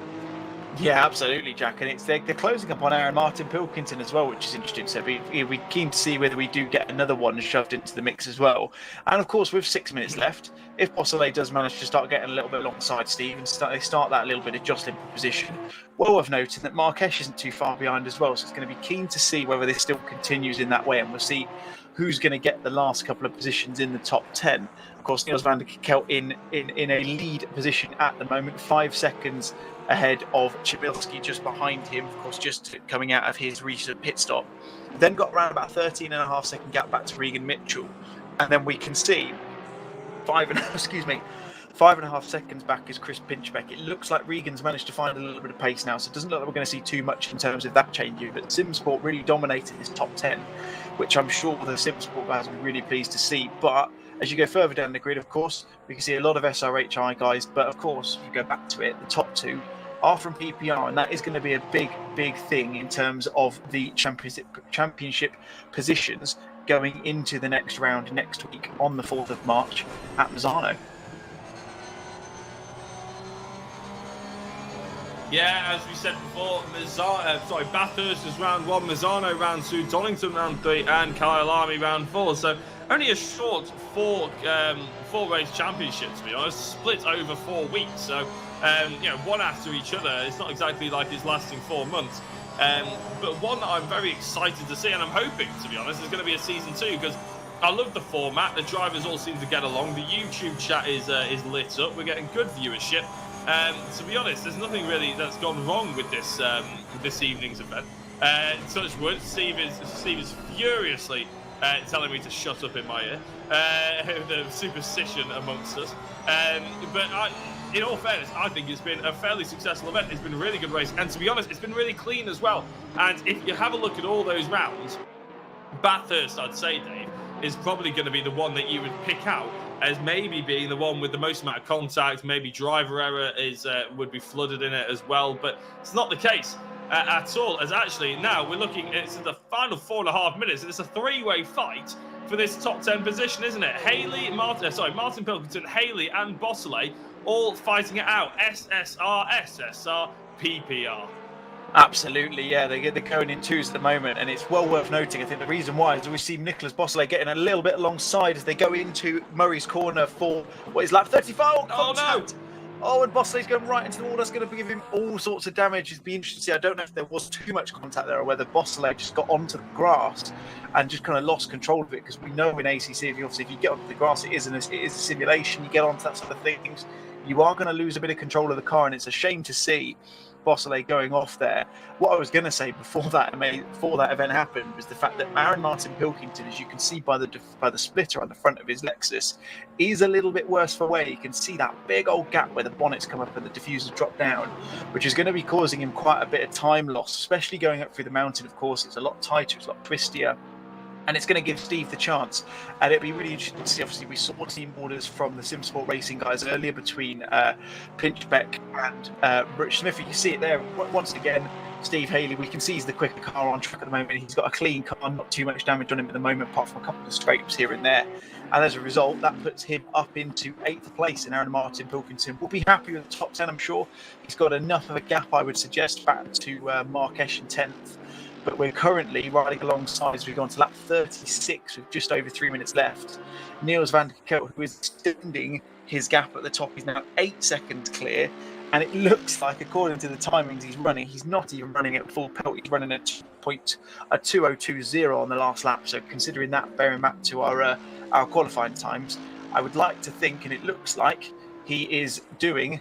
He's basically just managing his pace. See, Chris Pinchbeck unfortunately dropping into the pits. I don't know what that will be for. Hopefully we'll find out exactly why in a moment. But Chris Pinchbeck in the pits, that's going to be him completely out of contention for a podium. And hopefully not out of the race at all. As you see here, some choice words from Steve in my ear there. I won't repeat that for the broadcast, don't you worry. But I'm sure he'll be saying that to Chris at the end of the broadcast when we go offline a little bit later on this evening. Yeah, I think it was along the lines of "what a sotter," wasn't it? I'm sure Pinchbeck will not be too happy that he's obviously losing out on what was, I mean, potentially it was going to be a podium position. It's going to be a really hard stretch for that to happen, but I think he's still going to come out around about the top 7, to be honest. So it's going to be sort of, fairly down the road. It's not going to change too much in terms of the team points for SSR. He's going to come out in 6th place. That is where he is. He's crossed the timing tower now. So he is in 6th. He was obviously in 4th place. He'll be a bit gutted, but he'll be back, I'm sure. It is a fun race after all. We are on the penultimate lap here, though, of this 75-minute race, which has really developed as a Simsport Racing car has gone straight on through the chase. Now, who was that? We will be able to have a look as Kelt will probably catch up really rather sharpish to them. Not quite yet. I definitely saw one of the bright red machines going straight on there. Although, as I said, I don't know if you can see anything, Dave, on the timing tab, but we haven't seen him out on track yet. No, I didn't quite catch it. It was, unfortunately, is just answering Blivek. Oh, Dave Hedges is answering what happened to Kieran Vidago. And yeah, quite rightly, as Dave mentioned, a couple of incidents for him.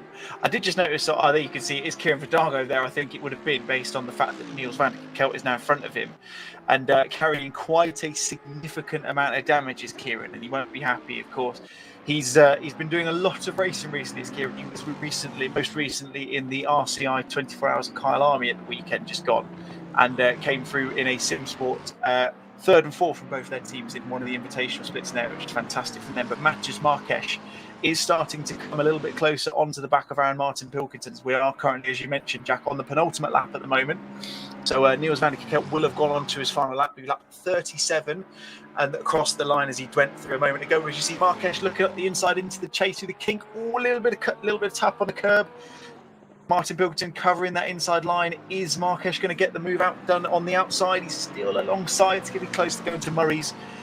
He's presumably only a case of when, not if, based on the amount of damage that Aaron Martin Pilkington is carrying on that Lexus Limo. He gets a little bit later on the brakes, both catching a curb, and it's going to be interesting to see when he does it into Hell Corner. And I think if he doesn't, he's probably going to have the move done into Griffin's Bend as they go up the mountain straight towards the top of the mountain in a moment's time. But we're going to go on board with Niels van der Kelt. He is coming down Conrad Straight. He's got one of the SRHI guys in front of him and behind him. He's in a sandwich of those two, but he has been in a class of his own since we unfortunately lost George Boothby around about a quarter or a third of the way into this race. He's going to go through the chase for the final time. I think, one of the SRHI guys probably quite sensibly letting him out of the way so he doesn't have to do another lap more than he has to, and it's going to be Niels van der Kelt coming through Murray's Corner for the final time, and he is going to take the win for PPR in the first round of this Clash of Communities race here at Bathurst. Chmielski are going to come through in seconds. It's going to be a PPR 1-2, and it looks like, barring any miraculous incident, that Regan Mitchell, who's just coming into Murray's Corner now, is going to come through to round out the podium. I mean, we've still got plenty of battles going throughout the fields. I'm sure we'll catch them in a minute, Jack. But what a performance that was from Niels van der Kelt. He commanded that race once we lost George this evening. Yeah, I mean, he did. Obviously, he was actually catching up to George quite quickly, to be fair, wasn't he? Just before George jumped into the pits. And then, the pit stops obviously was a little bit different. But we'll discuss that in a couple of minutes, because this battle here from Martin Pilkington, De Bon, Banfield, and to be fair, Van Drooinen, who we haven't seen too much of, is heating up. And it's actually, it's going to go right to the wire, isn't it? A couple of tenths between them. The slipstream of De Bon may well get Martin Pilkington here as they're going down towards the chase. Oh, here we go. Martin Pilkington having to go defensive, but De Bon looking at the inside. Oh, I thought that was going to be a late lunge. I'm really glad he didn't try it, because he would have just turned himself and probably the Lexus around. But actually, is De Bon being attacked by Banfield? Probably not. They're teammates, so I don't imagine they'll be putting too much pressure on each other.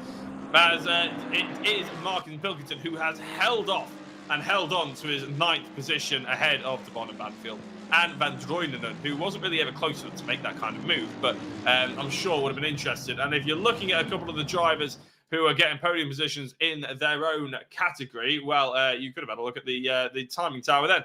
Dave will be having some interviews after that. Was a fantastic race. And you're right, Kokelt just drove away with it, didn't he? He as soon as Boothby was out of this race, it was all down to him. Chmielewski tried to push him as hard as possible. And to be fair, he came out only 2 seconds behind him once Chmielewski was in the pits, but it wasn't enough. And after he came out in the pits, the gap was extended to nearly 8 seconds in the end. Yeah, absolutely. And I think that was probably courtesy of Adam having a little bit of damage. Hopefully, we'll be able to get Adam, Niels, and Regan, our top 3, into the interview room in a couple of moments' time. I can see Niels is waiting already, so he's clearly got his marching orders, which is good to see. I did notice that Chris Pinchbeck dropped back a little bit, and I've noticed a couple of people who have picked up on that in the chat as well.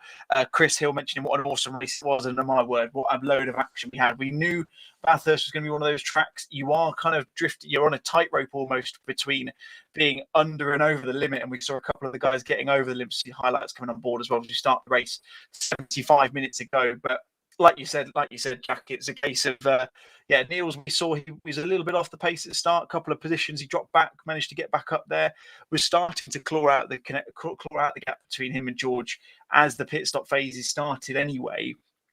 But once he did manage to get into that pole position and get into the race winning position, he never really let up, did he? To be completely honest, he was in a class of his own, and hopefully, we'll get the chance to speak to him in a moment or so.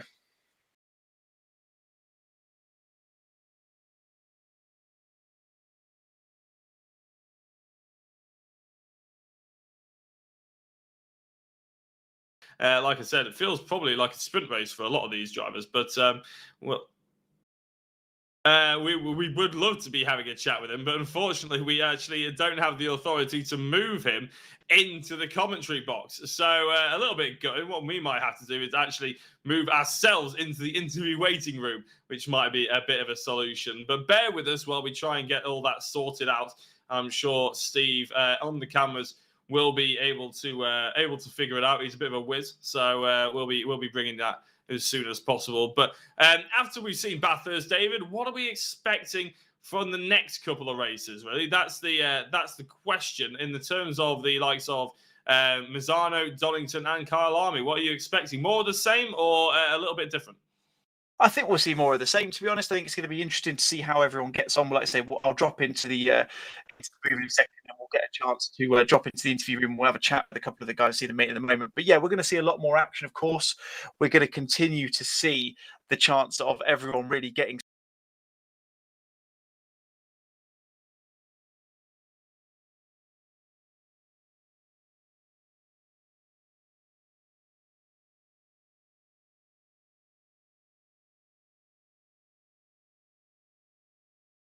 So then, chaps, thank you for dropping in with us. Niels, we'll come to you first, mate. Lovely win for you.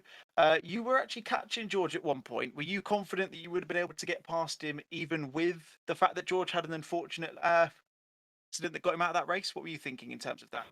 Hey, good evening, guys. Yeah, I like we were pretty much equal pace. Like, even though he had a little bit of a gap. At one point we just started doing the exact same lap times. And I'm not exactly sure what happened. Like, I think he must have hit the wall or something, because all of a sudden that gap went from like 5 seconds to 2 seconds within 2 laps. So, in all fairness, I was pushing pretty hard to catch him, but yeah, I think he must have had some damage or already some sort of issue, because I was catching him so fast. So yeah, I was kind of annoyed actually that he went in into the pit, because I would have loved an on track overtake, but yeah, just I took P1 and never really looked back. No, absolutely. And you were very close with qualifying, of course. And now with Cody up there in the mix as well. Of course, we lost him, unfortunately, which is a bit of a shame. But you were obviously quite closely competing with Adam through that at that point as well. And I noticed that he dropped off, and it brought up the question in the comms box between Jack and myself about managing fuel. And of course, we know that the Mercedes that you were in has a slightly smaller fuel tank, so therefore not necessarily able to go as long. Were you having to manage your fuel loads throughout that race? Because we did notice that times dropped off a little bit, or were you just taking it easy just to manage the car home and avoid any incidents towards the end there? No, I was just taking it easy, making sure I didn't hit the wall.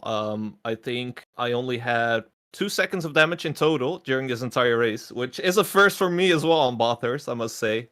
But the reason the pace dropped off a little bit at the end of the first stint was because my pressures were dropping like crazy. So when I got into the pits, I didn't take tires, but the pressures reset. So after that, it was completely back to normal again. And I was actually pushing a little bit, because I messed up the quali, or I messed up the pit stop a little bit. Lost a lot of time there. And I knew Adam could go very long, and like he really didn't take a lot of fuel. And I had a pretty long pit stop because I needed quite some fuel. Like that Merc was thirsty today.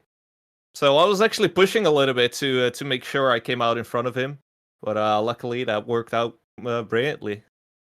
Certainly worked out well in the end. And in terms of next week, obviously Misano. Now I know because I commentated on the SRHI GT3s that you were in last week at Misano. We know it's a favourite of George's.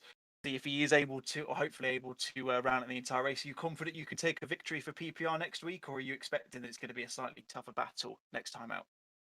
It's gonna be tough again, isn't it? Like I don't think I'm gonna try and battle George again in a Ferrari. I'll have to see what I end up with next week, but yeah, I really hope I can fight him and take another win for PPR. Fantastic work. Well, congratulations again, Neil. Like you say, you're the first winner of the inaugural Clash of the Communities race here at Bathurst. Congratulations again, and best of luck for next week. We'll see you there. Thank you, guys. Have a good night. And Regan, of course, doing it for the Simsport boys. You took home third place on the podium. To be honest, from our position, it looked like you had quite a quiet race. How was it from your perspective? Yeah, it was quiet. Didn't have the pace of basically everyone that qualified in front of me and Chris. I was running quite a high downforce setup. It was very safe. I just thought if I take it steady and not crash, not make any mistakes, it'll be fine, and it was. No, absolutely. I mean, yeah, you certainly, like to say, dark horse, but came home to take a podium. I'm sure be happy. I don't know if you know. I'm sure you probably did notice through your drivers and the relative, but Chris Pinchbeck, who unfortunately actually got back to P16, I think he had an issue or maybe caught the barrier at one point. He was catching up with you at one point. Were you worried of your podium position towards the end there, or were you still confident you could take it home in third? Yeah, so Chris took tyres and I didn't at the pit stop, and I was feeling them at one point. I fell into the 203s or so, but seeing him coming very fast behind me, I managed to get myself in the 201s just off not wanting to lose the podium to him. Good stuff. Thanks again, Regis. Well, yeah, congratulations, mate. We'll hopefully see you again for Misano next week. Any ideas on the car you're hoping to get for the second round next week?